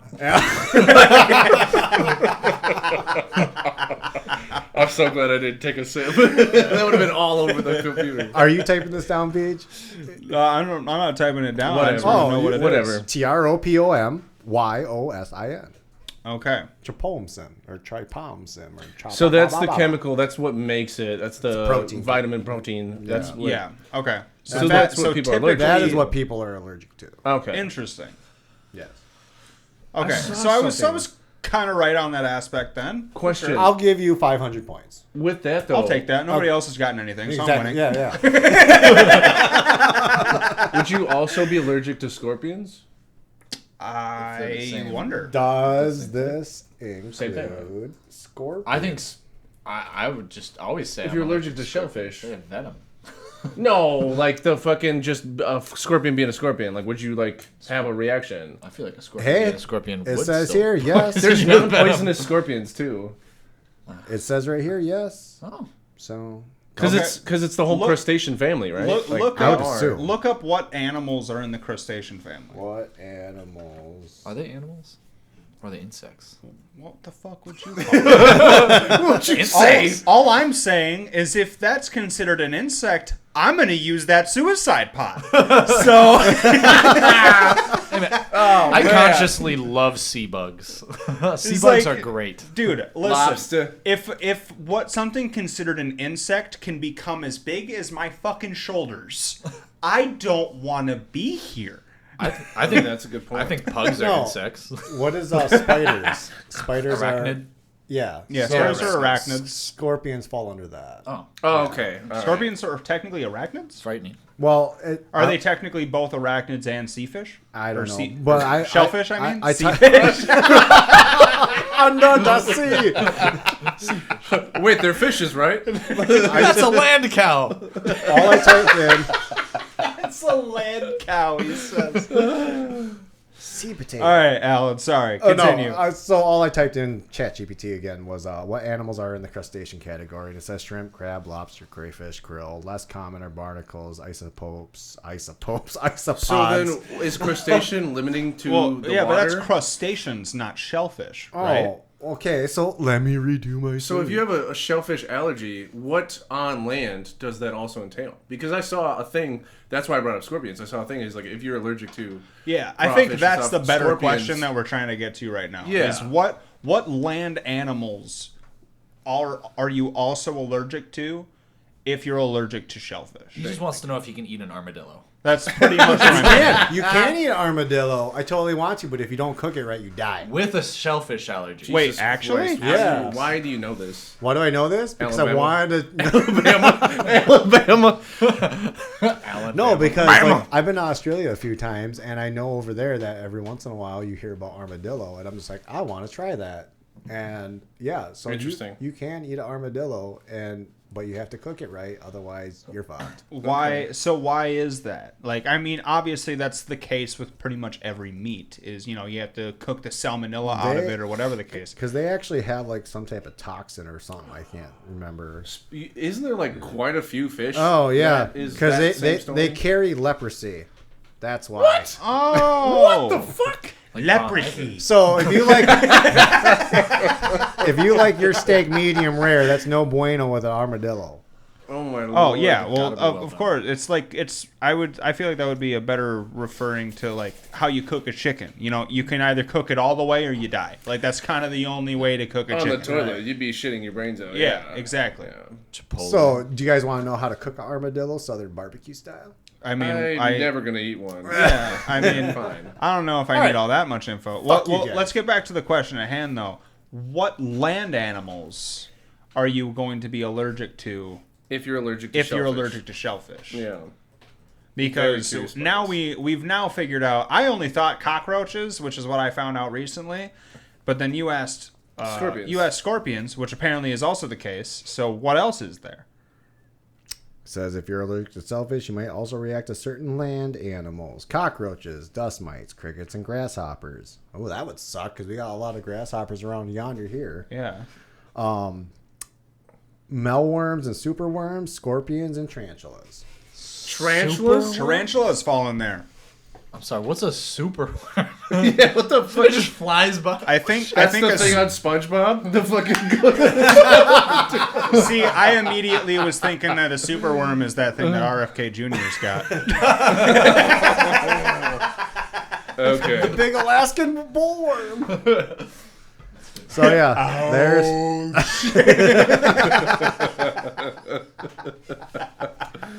Fuck man. You guys. Fucking on one today. I guess. No, this I is can't talk Patrick. today. I can't. No, this is Patrick. Wait, okay, so backtrack a little bit from one of our previous conversations, trying to figure out how fans work, I guess. Okay. What do you guys set your thermostat to? 68. 68? During the day, 68. At night when I sleep, 66. Always 68. 68. Yeah. Really? Yeah. Alan. 73, 75. You're all insane. Grow up. No, I'm just kidding. You're all insane. What do you do? 65, round 24/7. What? That's why you're a cold-hearted bitch. No, I could go colder. I could go colder. No, it's because I'm fucking hot as shit, and especially when I go to bed, if it is not 65 or less in the house, I will not be using a blanket, and all the fans will be on. See, I'm there. I get you. 68 is the compromise with my girlfriend. this is why you guys can't Okay, make it in Florida. so let me re-ask my question. If no other sources are involved, and you get your say of the fucking temperature, 66. what is it? 66. 66. Yeah. 66? It just depends on what. So like certain times of the year, I just use different bedding sets. So I use like a thin quilt in the. Oh, isn't that cute? Yeah. Sorry, I'm a little luxury. My bad. Okay. Yo, gotta get out my spring comforter. But I will say you are Bronze Star gay, aren't you? in the winter though, I will admit, not only do I have the fan on and the AC is cold, I will crack that fucking window. I don't care if it's -10 out. I'm getting that nice cold breeze. I want to get that thicker blanket. In the bedroom especially, I want the room to be so cold that I need that comforter. That's how I feel. Breath needs to be seen. Damn near. Yes. Like if it's not seen, it needs to be like on its way in. Yeah, the verge. Yeah, you need to have like that cold sensation inhale. I love that like, shit. Yeah, dude. Put me in a coma with that. That is great. Now the real question is, what's going on with your body? Yeah. You see, you said 73? Oh, yeah. 73, 75 degrees, yeah. Dude, I'd be sweating my ass off. Dude, Dude, I would be sitting in fucking ball soup 24/7, man. 100%. Dude, if it is 70 degrees, period, I'm sweating. No, yeah, I'm pretty fucking warm, dude. All I can say is that I acclimate myself to Florida weather. Well, right? you're dark, so... Yeah, so anyways, like when I go down to visit my sister... All right, let's careful with that going right there. He's not wrong. Look at me. You're brown. I'm brown. You're brown. I'm brown. I am black. He's got more melanin than the rest of us. But I ain't white. Yes. Yeah, Mr. Fucking, I'm going to spray some suntan lotion. Not suntan lotion, sunblock on me. Suntan lotion. I'm not Bronze Star gay. Calm down. You could be next to the window too close. Well, no, yeah, I did fucking put fucking sunscreen on yesterday when we went golfing because it was you needed to fucking the first fucking time that I've like spent 6 hours straight out in the sun, and also the first day that I've been outside for extended periods when it's over 70 degrees in the past 6 fucking months.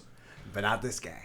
Typically with me, the first day of the year that I'm like outside in hot weather, I burn like a fucking lobster.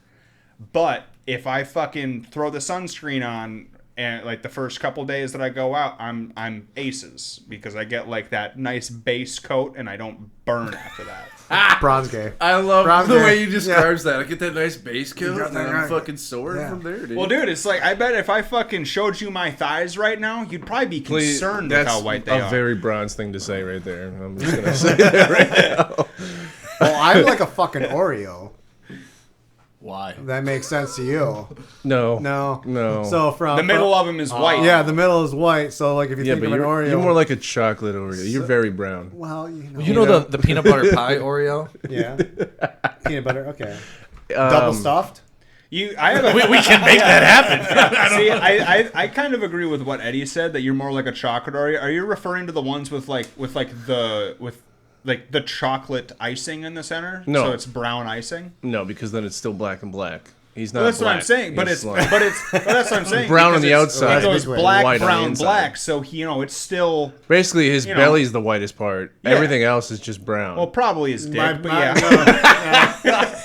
belly's brown. You gotta go a little lower. All I'm saying is being Filipino and having your dick be the whitest part about you is a fucking sad day. Yeah. Good thing I'm only half.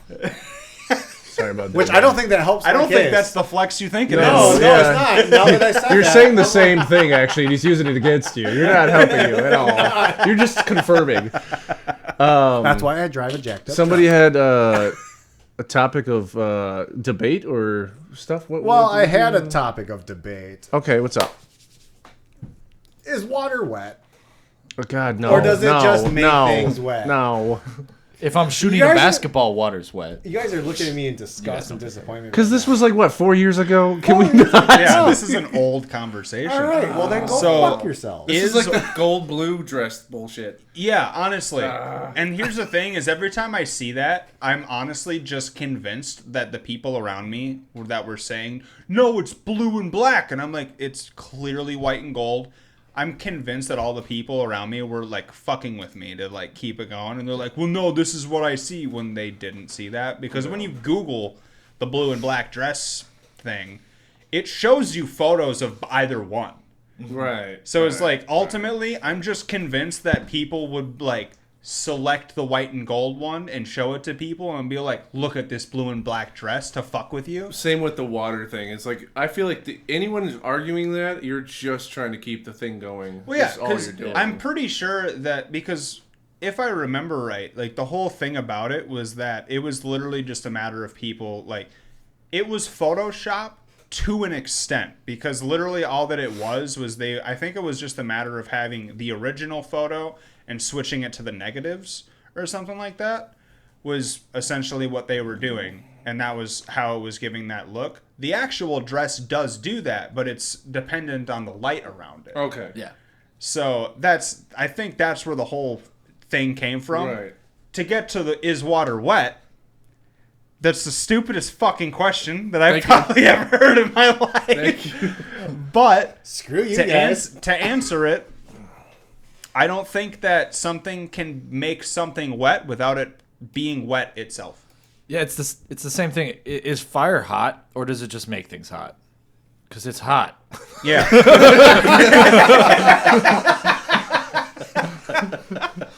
Because it's hot, he says. Yeah. It's like, God, what fucking, it's like an animated show. I might be like at a Family Guy skit where somebody's like, we want to taste the fire, and he's just like, all right, well, in my self-defense, entertainment. I'm going with that. So, well, what do you think, Alan? Let's ask. I think that's the more important question right now. Do you think water is wet, or do you think it only makes things wet? I just don't want to talk about it anymore. You just shut me fucking down. Wow. Wow. No, I hope your cousin gives you shit when they listen to this now. Yeah. I hope she calls you broads from now on. Yeah, honestly. I honestly didn't have an opinion. I was just gonna like go off of what you guys were saying. And well, no, you got to have an opinion. That's why now you're I here. have to have an opinion. Yeah. I think that trying to not have an opinion bring on it a up, podcast. I don't want to have an opinion. Okay, that's the stupidest thing I've ever heard. Oh no! Drink it. You fucked up, Aaron. I like how your only reaction is, don't save the electronics. Drink it, bitch. We're all right. It's all right. It's just on the cords. You're fine. If anyone's hair starts sticking up, then we know we have electrical shortage. Sick. All right. No, my opinion is water wet. Water is wet. It's okay. It makes things wet. It is wet. It is what it is. Okay. So, well, just make sure that I don't fucking try to chat GPT that next time. But on a different note, do you guys know there's a Titanic 2 coming out, cruise ship? Another remake? Not a movie or the actual boat? The only Titanic 2 movie that should ever be made is about in the Titan submarine. That should be the only one that would be allowed to be considered 2. How about a Sharknado crossover? No, there's a Australian businessman that is making a second Titanic, and it's going to be a cruise ship.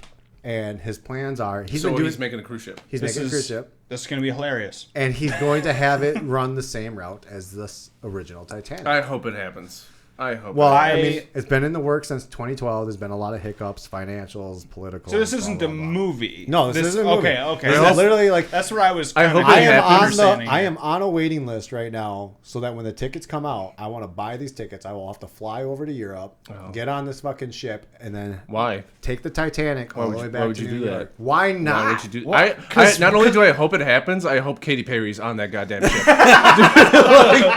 All right, she wants to go to fucking space. face. All Okay, I'm saying is you could fly to Sweden and just get in the pod if you want. Like, I don't know why you got to pay for a ticket. Yeah, dude. I feel like that's an expensive suicide, you know? Yeah. That's a very expensive suicide. I like to travel. Holy shit. So. You're like, I got some good views out of it. All right. Iceberg straight ahead. He's on Facebook Live the entire time. He's the guy trying to get in with the wives and children. Maybe not for the reasons you think. Oh, to be alive? What? Oof. I tried to take a turn on Children that. was in there. Children was in there. Okay. Entertainment. So, should we? I want to know if you guys have heard about triphalangeal thumbs. So 3-pointed thumbs? Like mutants? So when you're like thumbs up, he's like, it could be up, down, or eh. So triphalangeal thumbs is essentially not having a thumb, but having another finger as a thumb. Jesus. Which means so technically in school when they go, how many fingers do you have? And some smartass goes, well, technically you have 8 fingers and 2 thumbs. This kid stands up in class and goes, wrong. So, Jesus Christ. Fucking look like a Looks Roswell. like, hand. weird creepy claws. Yeah. How many groceries do you think they can pick up? We're doing this in one load, bitch. Oh my god. How many groceries do you think? Just reminds me, dude, look at that thumbs up, though. Holy shit. My god. All the way up, Griffin. What's more up than up? Is that the foot? Look at that right picture. That's the foot? No, that's a hand. That's just That is a hand. not that is a hairy hand. That's He's like got a hairy forearm. That's a baby's hand. that's like a though. Hansen arm. That's a baby's hand No, with no, an no. adult's No, no, no. fingers. Right So the picture. big one you have off to the right. To the So right. right. Move your cursor. Yeah, there you Nope. go. You just, To okay. the right. Where was it? No, it's not important. No, now it was a he- hand. he got it was rid of it. definitely a hand. That is not a hair. It was definitively a hand. The hair was just like That one. It belonged This to a one. Hansen. No, left. Yeah, see. That one. Yeah, that one. Does Oh, that the- not look like a foot? Yeah, that definitely does looks like a foot look that's like next a to foot. it. That's a weird, creepy fucking foot. I'll tell you that. Looks like It's not a foot. I don't think it's a foot. It's a I think forearm. that's a hand. Can we take 5? I gotta piss so bad. Yeah, we can take 5. We'll be right back. Okay. Okay. So we're talking about poopery, and those that know what poopery is, it's a little spray. It's like Lysol for your ass, essentially. Yeah, basically. It's like Febreze, but then like it's a tiny little bottle. You can get packs of them at Costco, and you just kind of spray it when you Talk on the other side of the mic, buddy. You're this way. Yeah, there you go. Now Okay. We always have a mic issue with you. I buddy. know. And video. I'm either too close, too far away. Whatever. He's fucking frozen, isn't he? No, Am I? he's fine. No, I'm fine. Okay. So with poopery, if you read the bottle, actually, it tells you you're supposed to spray it before you start your bowel movement, and then if you go, it actually it doesn't matter how horrendous it is. Like you actually don't really smell it that bad, and it's pretty great. Yeah. I love poopery. You know, poopery is great, but here's my thing. There's no eye on the Is it a normal thing for you to almost enjoy the smell of your own shit? No. What? Well, I think they're trying to make it pleasant. What do you eat? Not fast food. Maybe that. Trent, I'm busy. Well, no, I think enjoy is a stretch. It's a strong word to that's use. a strong word to use there. Strong word to use. Let me say it as in when you go to the bathroom and you take a shit and you're like, oh, that's a smelly one. But it came from you, so it's not like the worst thing. Kind of like a strong fart that you give off. Like you're not like ultimately bothered by it, but you're like, whoo, that was a deep one. You know. So your debate is that from your normal sense that you know is you, because you know it's a you, difference. it almost smells different than if it came from somebody else. I think it just doesn't bother you because it came from you. Yeah, because I feel like with your as a person, you're more like, what the fuck is that? I ate this, and this, and you're like, is something wrong with me today? I feel like that's your thought process. More like this is disgusting. I think it's the same way with kids. Yeah, if it's your kid, I mean, I'll- this one disgusts me, and No. this one doesn't. Hey, no. I'm so happy you brought that up. So like not even like a couple weeks ago, I was up visiting my family and stuff, and on the way back, I like met up with my brother in one of the cities because we were crossing through at the same time. And my nephew, who's a month old or whatever like that, took a shit, so he was changing his diaper. And then I pull up, and my brother's like, "Don't step there." I'm like, "Why?" He's like, "I just puked all over there." I'm like, "Why?" And he's just like, "Oh, I was changing freaking my kid's diaper or whatever, and I got poop under my fingernail." And I'm just like, "Oh!" And I was kind of like, I was gonna say if you were about to say that he got poop on his finger, like as a parent, like dude, get over it. Under the fingernail though, that's fucking hard. rough, That's man. hard.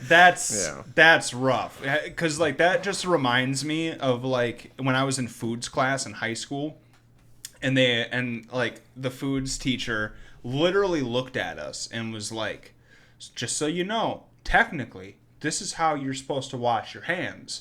And she showed us that in order to get the grime out from underneath your fingernails, you like cup your fingers like this, and you you grind them into your palm.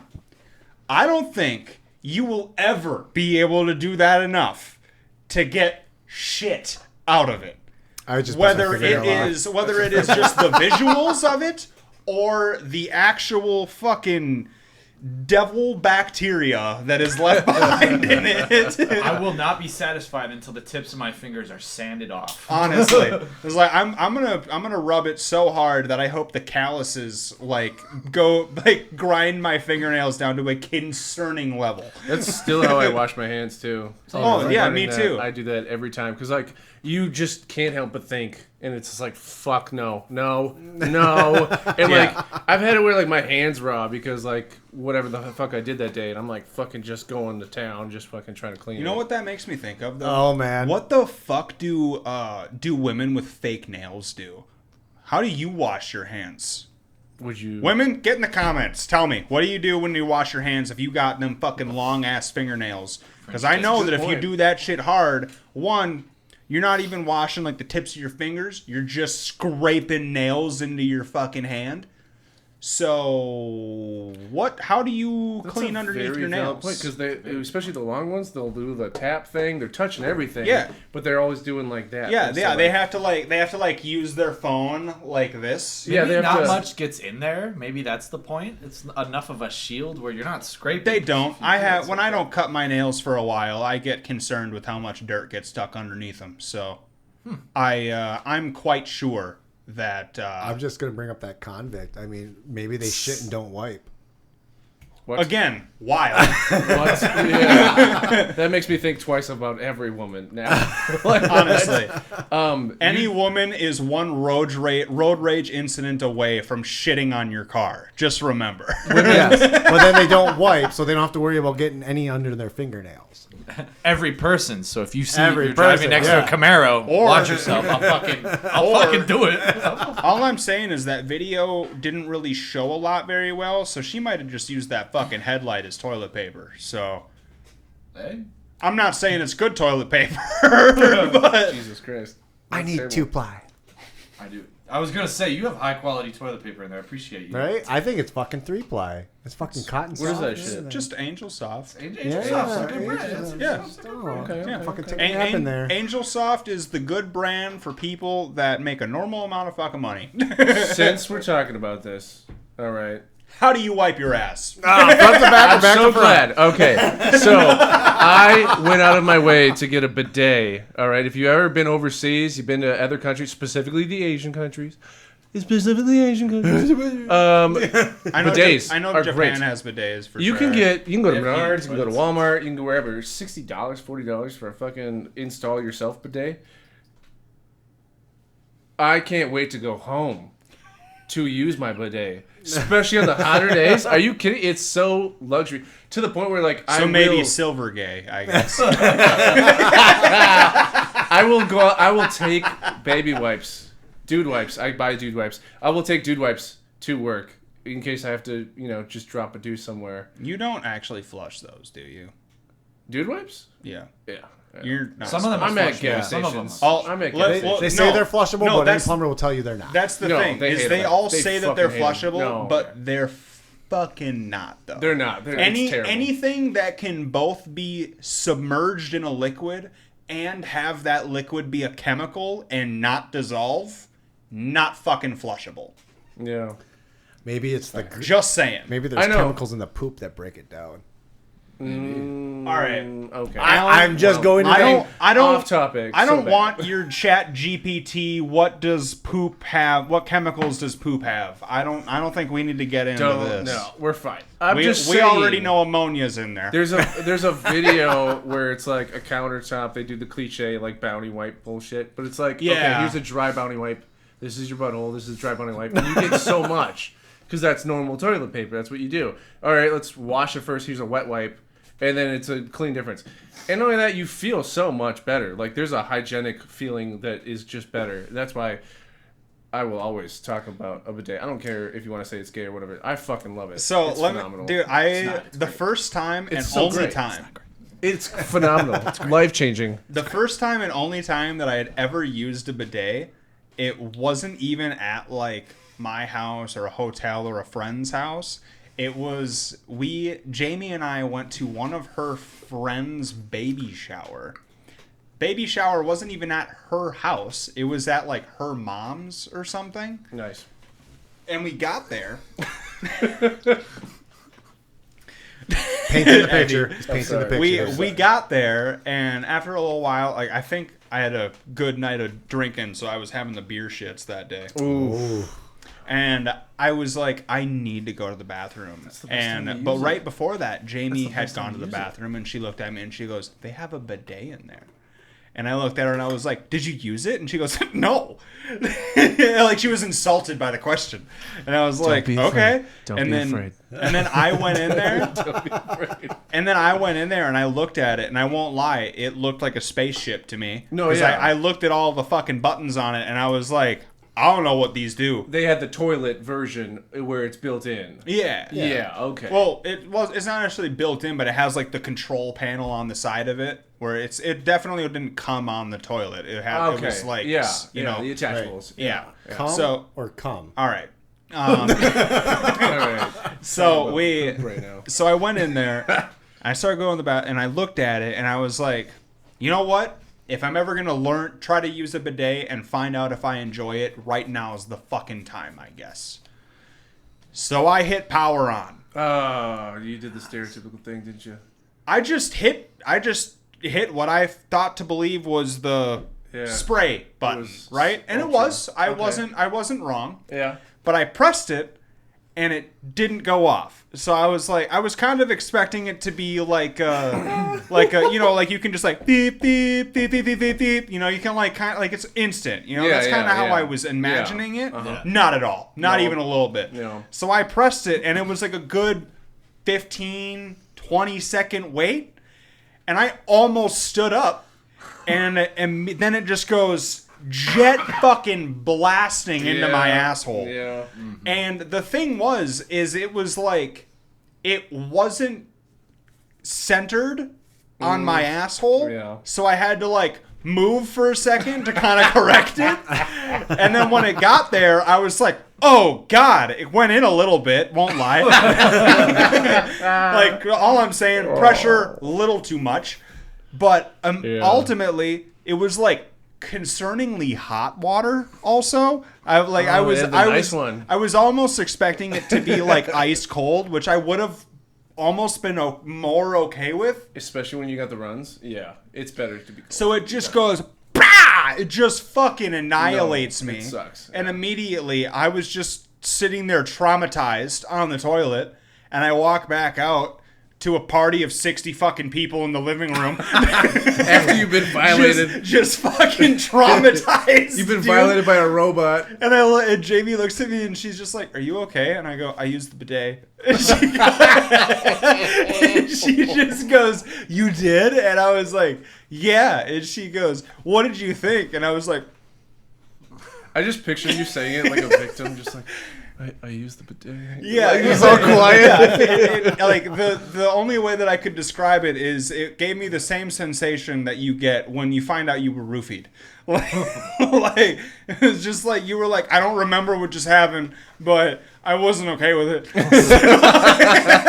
So, with that story being said, as a guy who really appreciates the bidet, there's certain ways you can go about it. These, when I brought up the stereotypical way, is like you get the cliche story of just so much pressure, you don't know how to control the settings, blah, blah, blah. It's life-altering where you're like, fuck this, something bad happened, I don't want to talk about it, I don't feel great, this is not a safe place. So, with mine, it's just got like 2 settings. So you can like change the aiming points, and then you got the pressure. So I always tell people, I like the look on your face. So is your asshole lean to the left? Are you playing fucking Battlestar Galactica with your ass? He just has a really muscular left cheek. I just imagine him like sitting on the fucking toilet with a joystick from fucking 1980s. Trying to stop squirting the left cheek. Move. Trying to lock in on the fucking target, dude. No, so typically if it's like your basic standard one, it goes rear, which is your butthole, and then it goes vaginal. So you can maneuver, and then from there, as far as left to right, you just gotta do the little That's what dance. I was gonna say. I could just imagine you just sitting there like, hey. You just kind of you just gotta wiggle it out, and then with the pressure though, everyone just. And I'm like, you can't just. You gotta ease yourself into it. Now I have the cheap fucking model where it's the 2 settings, and then it's just. Because what happens is you hook it up to the outlet coming out from the wall, goes into the back tank, so you're just getting that chlorine water is what you're getting, and it's cold. So the fact that you had the warm one, that's the more luxury version. But if you're having a bad day bowel movement, and it is like you got a spicy butthole, that cold water, it does something for you. Yeah, it definitely does. And that was the thing, is because like I looked at that control panel and I was like, dude, I am 1 button away from a asshole on fire right now. I was like, I was too scared to touch the other buttons. I was like, I see that this one has what looks like a urine line, and I'm gonna say that is the stream. That's what I'm going with. I'm gonna click that, and it didn't work right away. And I was pretty convinced that it wasn't working or it wasn't on. So I was like, okay, cool. Yeah. And I was like 0.3 seconds away. I had toilet paper in my fucking hand, about to lean forward to wipe that shit off. And I got blasted in the balls with the strongest hot water, dude. I love that, dude. I like how you said urine line, though. I was like, no, that's the picture. Because that's like the picture that it has. Is like it's just. I understand that, but when he said urine line, I'm like, are you sure you weren't just pissing in your own asshole or what? So certain ones, like the nicer ones or whatever, they have like different settings and stuff, so you can control the heat, and then you can control. If you get like the luxury version where it's built into the toilet itself, there's a luxury. There's like a pulsating one, and I'm like, this is wild. You're basically just setting a woman up for like a shower head situation at this point, because it's like a like a fucking sprinkler. Well, and it's like, what are we doing here? Like, dude, like you're just making this way too nice. Well, honestly, it's not even. I don't want the That's too much impact. All right, that's what I'm saying. Listen, I want to have the impact once and have a solid stream after that. Okay. Because again, I got punched in the nuts right away.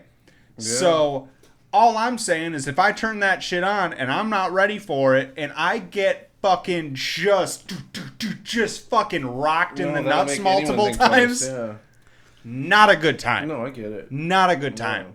I don't want to be a part of that at all. It's worse with cold water, I'll tell you that. Honestly, well, in my instance that day, it probably would have been better. With cold water? Yeah, because I was having the beer shits, remember? Oh, yeah. No, for the butthole part, would have been better. Yeah. No, I'm saying hitting the balls. Yeah. Would have been worse cold. Honestly, as soon as that happened, though, it made me kind of think about it. And I kind of thought, I was like, do I sit too far back on the toilet? Those are my thoughts. Is this because like I like to sit where like the seat goes dip down, where it like makes me sit up right, so it just comes out. Yeah. And then like sometimes like especially with mine, I have a smaller toilet, so I have to do the wiggle forward.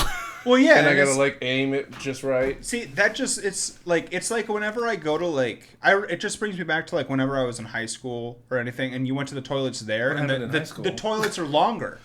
Remember, in public places like schools and malls, it's elongated. the toilets are longer compared to like your home toilet is typically more of just like a circle, almost like slight oval, but almost a circle. Where if you go to somewhere else, like a public place, they like typically they have like the U-shaped seat. So it's more for like most of the thigh meat is getting. Yeah, and you don't have to. I think they're forgetting that there's two other people on this podcast. I'm sure sometimes I'm not saying for everybody, but depending on the toilet you're sitting on, if it's just like the ringed toilet seat, I hate those. you got to take a piss too. You got to like fucking mash your shit through the fucking seat in order to be able to go. I don't have that problem. All right. So I guess I shouldn't bring up colon hydrotherapy then. I don't know. Colon hydrotherapy? Yes. Is that what they did in Blue Mountain State when they shoved an icicle up each other's ass? No. That's a real thing, by the way. So River Falls, there was one in River Falls. No way. Yeah, the hydrocolon therapy. And I was curious. Colotherapy is wild, by the way. I'm talking about a heat stroke. Having being curious be your reasoning for going is the fucking funniest thing. Yeah. Like well, you wouldn't go because you were like, you know what? I'm feeling spicy down there today, even though you eat more hot food than anyone I could fucking name. Your reasoning was, you know what? I'm feeling like finding out about some butt stuff right now. He's just like, I got nothing better going on Wednesday. Yeah. Let's just fucking... You guys available at 5? Let's go. Yeah. He's like, you know what? I got an opening. Yeah. You have a tolerant anus. Well, there's that one time I took a shot of vodka in the ass. Yeah, there we go. Oh, wow. No, so the I can't even say it now. The colon hydrotherapy, there was a place in River Falls, since you and I are kind of more River Fall people. Mm-hmm. Anyways, so yeah, hydrocolon therapy or hydrotherapy, colon, whatever. They take warm water, filtered water, is gently flushed into your colon through a tube, inserted into your rectum. So the goal is to cleanse out all the waste, gas, and mucus. No. So that sounds like a douche. That's exactly what a douche is it not? It sounds like an enema. Yeah. Yeah, it basically does sound like an M&M, but like, so basically it's like, I don't know. Sound like you said M&M. Like the Finding Nemo thing? Yeah, anemone. Certainly some shady here. Yeah, 100%. That was immediately what I thought about. I thought about M&M. But like basically you got water going into one tube because like it's two tubes connected to one so that you only have to, anyways. So it flushes in and then when it flushes out and so it cleans out your, basically from your lower intestines all the way down. And how far are they putting this? You were going way too far in, dog. No, they don't put it in that far because I did this. I was curious. No, I wanted to fucking find out what it was like. I think they numbed you too much. No. So I tried it and I felt like I lost 20 pounds when I was done. Pause. Yeah. You tried this. I did try it. Okay. I talk about putting vodka in my ass. I'm not going to try this. No. Okay. Break this down. I'm curious. All right. So what? Because I've heard about this. No, I'm not gay. No. I've heard about this because it's if you have a horrible bowel movement you can't get rid of, parasite, you're getting sick all the time. They try to flush you. Right. So it could be a health thing. Yeah. In fact, I've heard of it in a coffee matter. Same exact concept, coffee. That's exactly what I was thinking about was My Strange Addiction. People being addicted to coffee enemas. Coffee enemas. Yeah, it just fucking flushes you out, but with coffee. So you're just wired as fuck. Yeah. It's basically a meth version of that. Yeah. So, but okay, so after it was all said and done, talk to me. You said 20 pounds lighter? I felt like I was 20 pounds lighter. Apparently there was a lot of blocked up shit up in there or something. Right, because it flushes you out. Yeah. Okay, so then as far as mood, everything, positivity, were you improved by that? No, it does improve your mood because you feel like you're lighter and stuff like that. But then also when you go to eat something, but you're cleaned out. The toxins in your body are cleaned out. What it comes down to is now when you start eating, and I had a healthier diet at the time. So I thought I was good, but then I changed my diet and you'd be realized all the junk they put in our fucking food, how you feel about when you got cleaned up, it's basically fucking Drano for your fucking system. Yeah. So all that this makes me think about is that somebody had to choose this career path. And dude, just imagine that you're looking for jobs and you can't find something. I'm gonna clean And people's finally you get a call back. And it's literally just for, what's it called? Colon hydrotherapy. Colon hydrotherapy. And they give you an interview, and they're like, yeah, so you're going to stick a tube up a grown man's asshole. And when you do that, you're going to gently apply filtered warm water into them. And then you will be grabbing, did you say they grab another tube? No, it's in the same tube. So they just kind of hit the reverse. There's a shutoff valve, so like they fill you up full of water, and then they release the. Okay. Yeah. Okay. So then you Saying go, and then is wild. yeah. So then 100%. So then they have to go. So after you insert said liter of water or whatever the fuck, then that's a good point too. How much is going up there? Yeah, then it's just gonna be fucking jet blasting back into this hose. Which all I'm saying is the amount of times that I'm sure that they're gonna say just relax is gonna be concerning. Because I don't like that. I don't like that. Especially when you see both of the doctor's hands. Oh. It's worse when the doctor's hands become on your shoulders. Right? 100%. And you feel the pressure. You still feel the pressure? You're like, where's that coming And there's no from? water. Then get out. But it's still warm. Get out now. You're in a Diddy situation. At that point, I think that you just count your days. And it's still warm. I had a Diddy doctor. Well, dude, apparently didn't Diddy's trial just start this last week? I don't know. fucking know. I'm not keeping up with that crap. Neither am I. I'm pretty sure that he finally has been on trial as of the last week. I don't want to hear about the thousands of gallons of baby oil and the fucking... With GHB in it? Liquid ecstasy? Oh. Hey, what? Wow. All the baby oil that was found in his residence? Yeah, it all had GHB, known as liquid ecstasy, inside of it. Wow. Hey, he's only 55 years old. Only? Wow. That's a long time for rape. Yeah, I was going to say. That's a long it's like, only time. 55? Jesus It sounds like Christ. you got away with it for 20 years too long. 20? Well, no, That's because why I because donate he's- to the, He has been doing this shit since early 2000s. Speaking of which, have you heard the thing about how he killed Biggie and Tupac? Yeah, that's been a huge fucking theory. How it's been but him the whole there's time? but the only thing is that there's not enough evidence to prove it. But it makes more sense because at the time Diddy was under them and he just needed an excuse. Then the rivalry happened, and then he just kind of used it to his favor, and then he profited off of that, and then he just became big, and then he just became a psycho. Yeah, well, he also tried to diss Eminem, and he just got roasted. Yeah, so. Eminem fucking called him out, and he basically straight then, up said, knowing that Diddy was the one that put the hit out that got Pac killed or whatever. He literally says that as the last line in his song or one of his songs. Yeah. And then he goes, "I'm just kidding, Diddy. You know I love you." And it's but that was before all this fucking shit happened. Right. Wasn't that Killshot?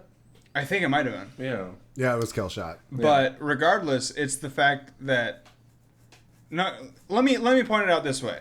This is how you know that Diddy isn't actually a well-known artist. He's just a well-known name. Yeah. Name a Diddy song. Shake a Tail Feather? Is that one? No. Who did that? Name a Diddy song. I think that was Nelly. Oh, was it Nelly? Different stuff. I don't know the name. Yeah, you can't name one. Name a Diddy song.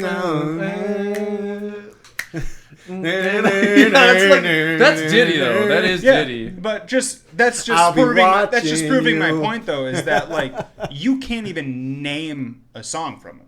Not one. That's a fair point. You have a melody in your head. You can't name a fucking song that he's ever been a part of. Because he got really smart. He learned how to do the business, and then he took over. Basically, he did the total enterprise thing where he just puts pressure on people until they give in, and then he fucking takes their shit for cheap, and then he just owns people. Kind of is what he did. The only one that I can even think about, and again, I don't even know the fucking song name, is I think Diddy did a song with the Black Eyed Peas back in the day. What? I don't think so. He did do shit with Kesha. That might be what I'm thinking about.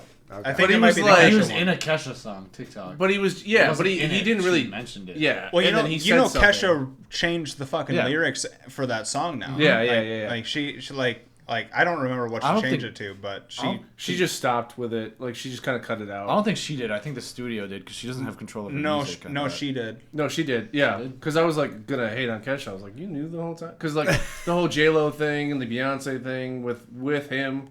Like, there's video footage of J-Lo getting DP. What it is it's the opening line. It says, wake up in the morning feeling like P. Diddy. She changed it to wake up in the morning screaming, fuck P. Diddy. That's what she changed it to. Oh, yeah, that's right.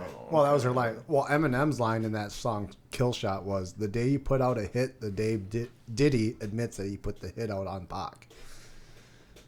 Interesting. That was not the line. Because I know that I know that the ending of it was Pac is killed. the day that Diddy admits he put the hit out that got Pac killed. Yeah.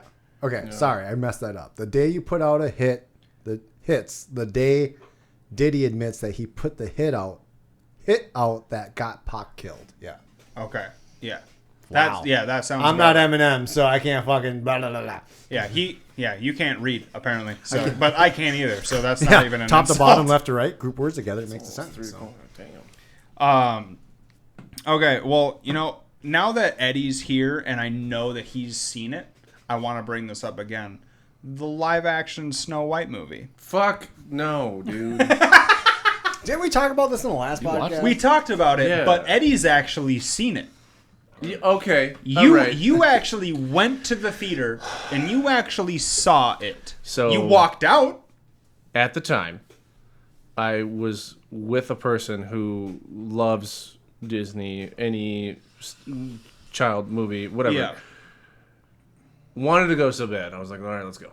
And then they hated it. So I hated it from the beginning. I didn't even want to go. They hated it so bad that they wanted to walk away. Yeah. It was that fucking terrible. I don't even think we made it past when we left. It was like after like the dwarves were introduced, and it was like within the first 20-30 minutes. So what was it about the movie that just it sucks? Yeah, I understand that it sucks, but like what made it like you're just like, I can't go through this? What, like in that 20-30 minutes, what was the tally of things that made you guys go? Was it the characters? I'm out. Was it the way they literally everything? Literally everything. Animation was terrible. First off, the biggest thing that whoever mentions this movie is going to talk about the same thing. You can't have Gal Gadot be jealous over whoever the fuck she is. Yes, we talked about this. Okay. You can't Rachel have Ziegler. Yeah, you can't have the evil queen played by Gal Gadot, a literal fucking model playing Wonder Woman. Yeah, literally ask Magic Mirror who is the fairest of them all, which is a way of saying who is the most beautiful of them all. And by the way, the whole reason that Snow White got her name was because she had a snow white complexion. Just saying. Oh, it wasn't all the dwarfs? That's actually why it happened in the original story. Wow. But then them showing Rachel Zegler, which is now like there's like a photo of Rachel Zegler in her Snow White outfit that people are putting AI onto. I don't know. She's Lord Farquaad? Yeah. So people, there's a theory going around right now where people are saying that because technically those companies are like associated with each other now, people are saying that Snow White is actually Lord Farquaad's mom. And they're saying that it kind of makes sense almost when you think about it, because they're saying that the theory is that Snow White fucked one of the dwarves and Lord Farquaad came out. I mean, it makes sense, but like... It makes sense. It's fucking ridiculous. It's stupid, but... But it makes sense, kind of. Just in the matter of hypotheticals and theories. Yeah. The movie also, it's so stupid. It's supposed to be live action, right? I think the only thing real was Gal Gadot's face and Rachel Ziegler's face. Everything else is CGI as fuck. That's like movies, though. I also heard that the whole movie itself, just as a whole, like it was a very dark theme to it. Like it wasn't like as like fairies and butterflies type feeling and bright colors. Like I was hearing like all the things that I've been seeing about it was just like dark, cloudy, depressing backgrounds. No, not always the case. In fact, they ruined the storyline because the original storyline is like The guy takes her out, right? Like Prince. goes to the woods. The prince? The huntsman. The huntsman. Oh, the huntsman. Takes her out to the woods, and then he realizes, like, no, this is like just a chill, regular. I feel bad. I'm not going to do this. And then he just like tells her to run away. He tells her the truth, and then he kills a boar. Is like the storyline, takes a heart back from the boar. Blah blah blah. That doesn't happen. That's not the. He just like kind of like shoo is like what really happens. So you don't even get the fucking harsh thing of it. And then isn't there something where like she doesn't really eat the apple, but she still gets because he has to kiss her to wake her up, right? Yeah. Like doesn't happen. She just had a shellfish it's just reaction. Yeah. Stupid. Yeah, because that's the thing is that like from what I've understood about this movie, they changed anything and everything that you could literally think of to make it a different story. Yeah. Which brings me to the point, like I say all the time, if you're going to take an original story from an animated film to a real life adaptation or vice versa, you need to stick to the original story. Yeah. 100 fucking %. If you want to still call it the same movie. Yeah. If you want to change every single aspect about that movie, you need to change the name of the movie. You can't call it Snow White if you're going to change every single fucking thing about the original Snow White script. Because then now it is a completely different movie. Yeah, even the dwarves were different. Yeah. I don't know about that one. I don't think that you have to keep the original. I think the message and the theme have to be the same. You can change elements because, like, well, like, yeah, you can change like locations and like it doesn't have to be like fucking shot for shot remake, you know. But as far as like the script and like the key points in the story that happen, they all need to be there.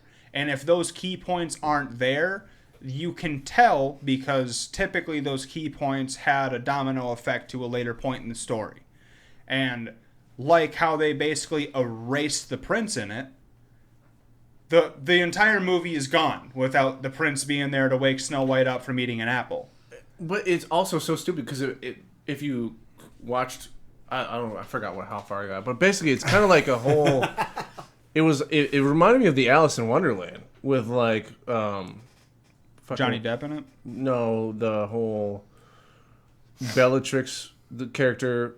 Her name. You're thinking Harry Potter? No. I know what you're talking. You're talking about the Queen of Hearts. Queen of Hearts. It was kind of like that vibe where she's got this like ridiculous look to her, is what Gal Gadot had, and then like everyone around her was this stupid fucking henchman bullcrap of like that it would never be real. It's kind of like the vibe of what they played out, and it was like a dark castle and like blah blah blah, and then it was a mix of also Cinderella because it starts out.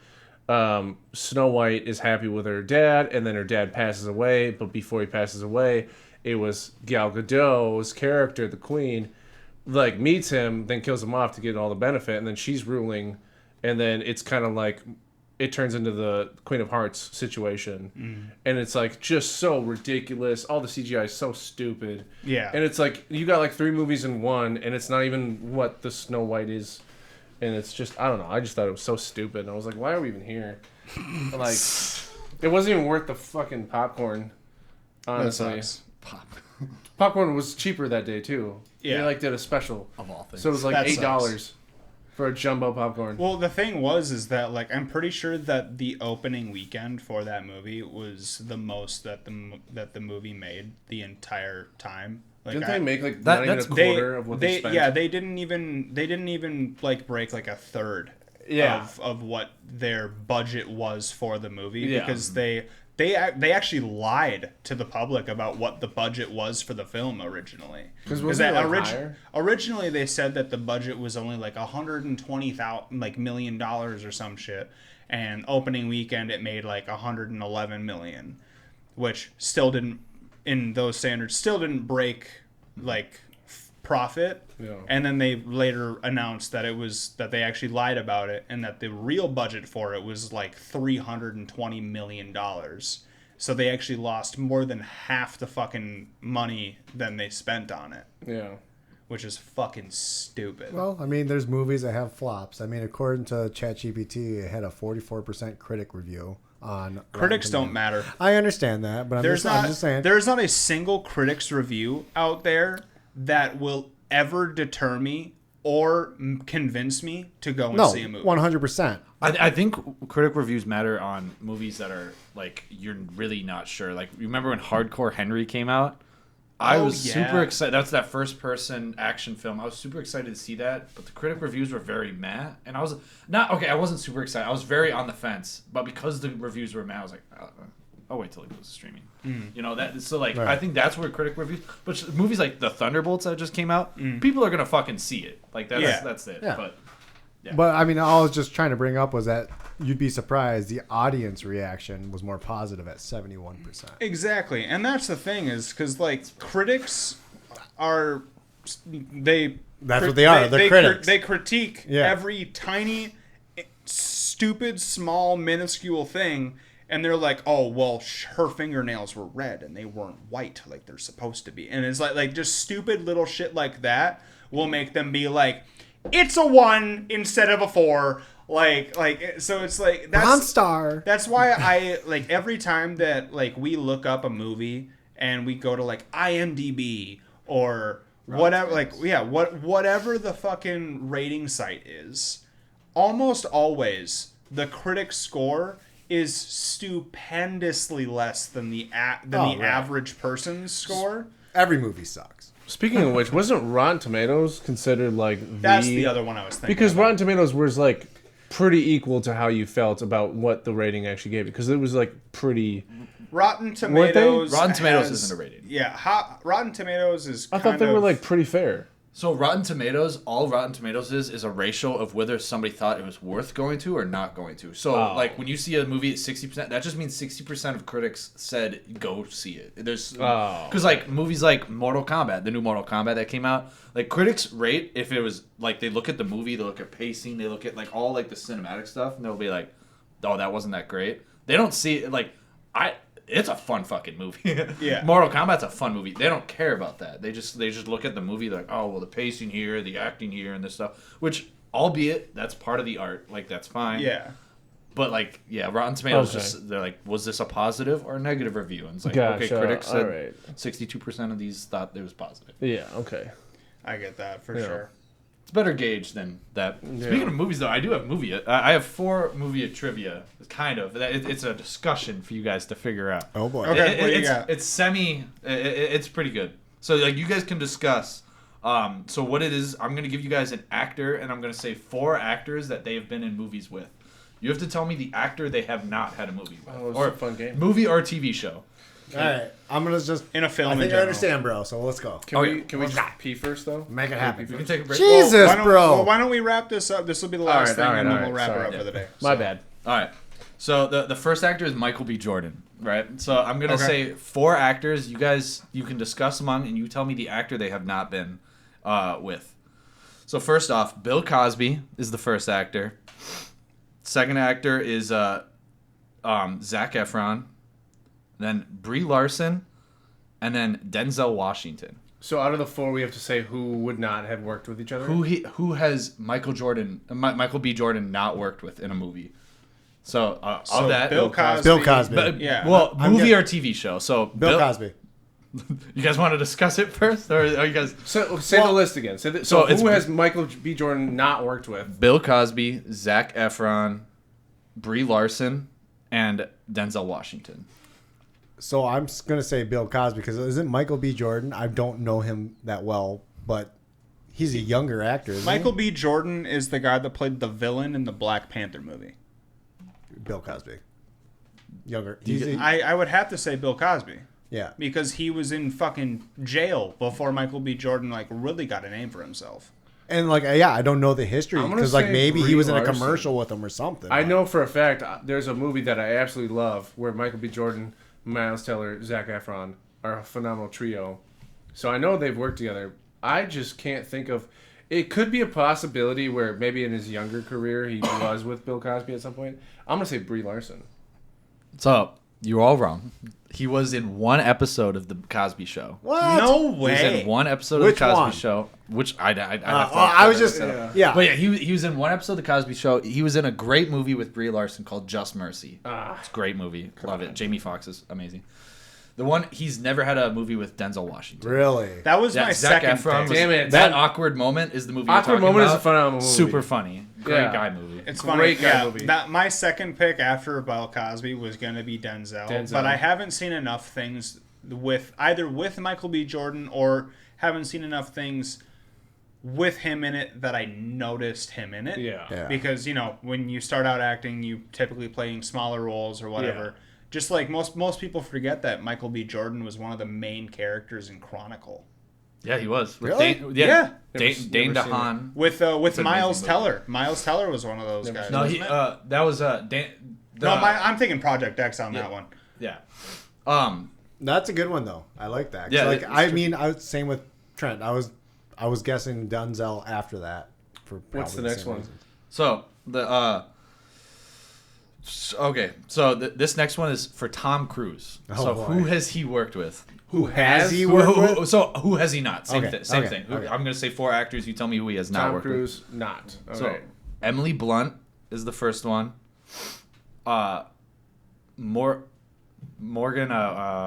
Morgan Freeman, that's his name, and Ben Stiller or Christian Bale.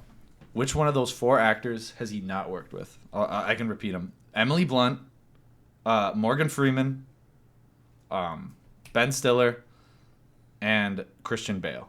I know Ben for Stiller. You guys can discuss it. Well, no. You can I worked with know that he's worked with Emily Blunt because of Edge of Tomorrow. Okay. Edge of Tomorrow starred the two of them. He's definitely worked with Ben Stiller. There was a thing where Ben Stiller could be a Tom Cruise double, so they've worked together at some point. Are you sure? Yeah, 100%. Ben Stiller There's was a Tom skit. Cruise's stunt double at one No. point? It Is was that a what you just joke. said? It was a joke that he could be, and then Ben Stiller actually does a great impression of Tom Cruise. They were face to face, and he was doing an impression of him. So he's worked with him at some point. So to back that up, then when you say work together, like they were made a both- movie or an episode. They don't have to be in the same scene, but they were both in the same movie or TV show. Okay. This was a skit, so that could. I will could say be skits wrong. do not count. Okay. Could Yeah, be- that's what okay, I was trying to bring Stiller. up because Emily Blunt. Emily Blunt, Morgan Freeman, Christian Bale, and So then, what would Ben be? Stiller. Yeah. What would be Christian Bale and Morgan Freeman then? So I'm gonna go on the thing that it was I'm Ben thinking Stiller Morgan because Freeman. No, I think it's Ben Stiller because Morgan Freeman's action, Tom Cruise action. Well, Christian Bale Eddie action. just said that there was something that A they worked skit, with though. together. But yeah, it was a skit. It was like a SNL. But I'm saying, Okay. yeah. But he Okay, said so- skits don't count. Okay, so in that case, It I could would. be Ben I'm Stiller. definitely thinking Ben Stiller. Yeah, that's because my Ben original Stiller's jump. more What comedy. the fuck did Morgan Freeman do with him? That's what I'm wondering. But Morgan Freeman's more in action movies, and so is Tom Cruise. So there had to have been like an action movie, I would assume, at some point. Or you know what I bet it was? I bet that it's Tom Cruise was in a movie and Morgan Freeman was the fucking narrator at some point. Does that count? If I the mean, voice same acting movie. is that, acting, it's the or same because thing. of how Morgan Freeman in his 'Cause- older age too, he's just Say the list again. Who? So Ben Stiller, Morgan Freeman, Christian Bale, and Emily Blunt. I just don't see him Emily being Blunt with is Christian out. Bale. I know that she's in a movie with him. I just don't see him being with Christian Bale though. Ben Stiller. Like, I'm what's going he with been Ben with Stiller. Christian Bale? All right, final guess. I'm so we don't go too long. Okay. Ben Stiller. Ben Stiller. I'm gonna say Morgan. I'm gonna go Ben Stiller. I'm gonna say Morgan. Tropic Thunder. Fuck you. I didn't even think of that. Fuck. Oblivion is the movie that he was with Morgan Freeman. Damn it. Who else? So and then he has never worked with Christian Bale.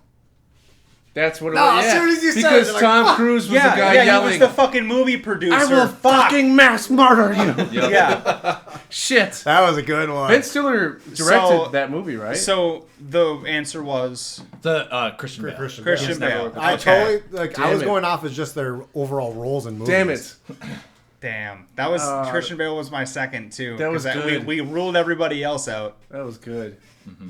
You got one more? Yeah, I got 2 more. We don't have to do all Oh, of for them. sure. Let's do them. So this one's Jennifer Lawrence.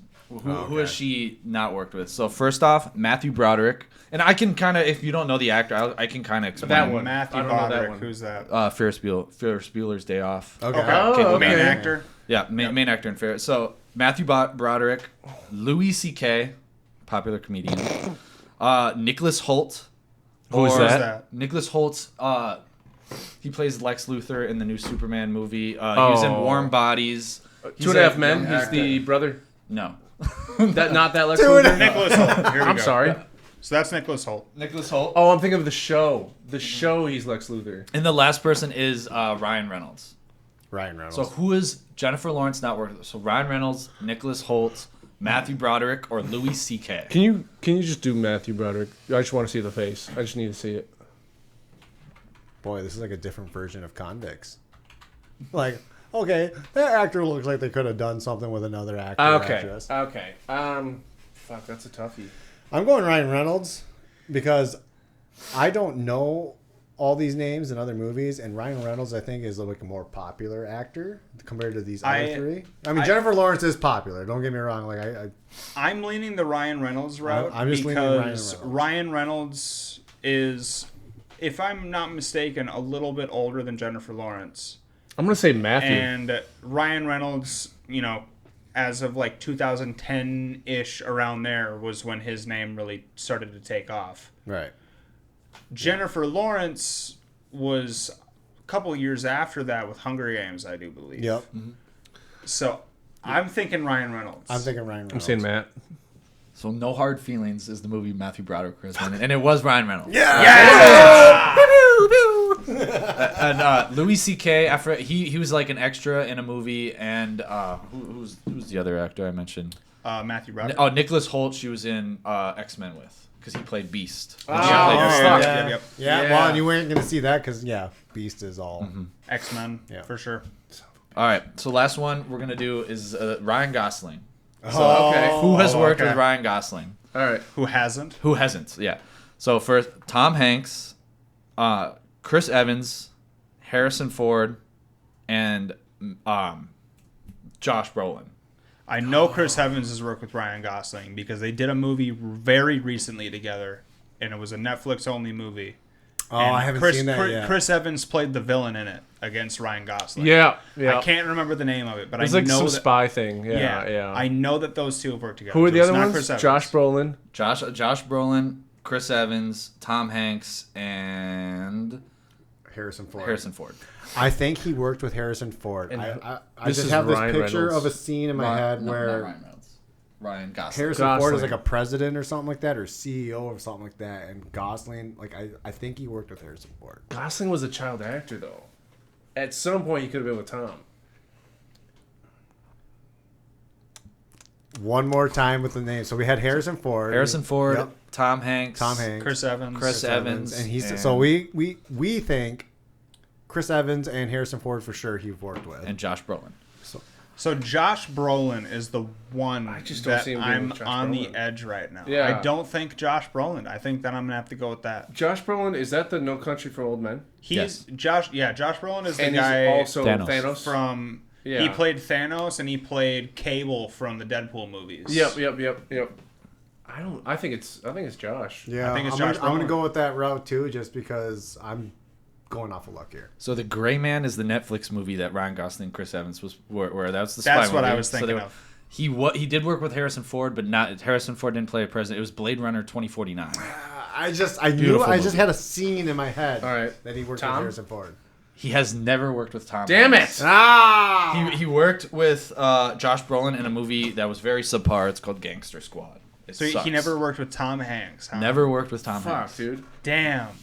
That's we were close. Yeah, Damn. I really thought it was Josh. We were close, but not. Yeah, you fell for the bait that I was going for. Was that because he's a child actor? I'm like, somebody's gonna assume Well, that. as soon as you said Chris Evans, I was like, I know that one's not it. I was so excited about it, but I forgot. Dang. Well, damn. All Well, right. that was a good piece. That's a good little segment, brother. I liked that for sure. That shows how much we know about movies or not. Yeah, honestly. Well, y'all, I think that's a good point for us to wrap up for the day. If you haven't already, please do us that favor. Like and subscribe, follow, whatever. Comment down below if you want us to talk about something. But yeah, y'all, we appreciate each and every one of you. Don't be a donkey. We'll catch you Don't next be time. a donkey. All right.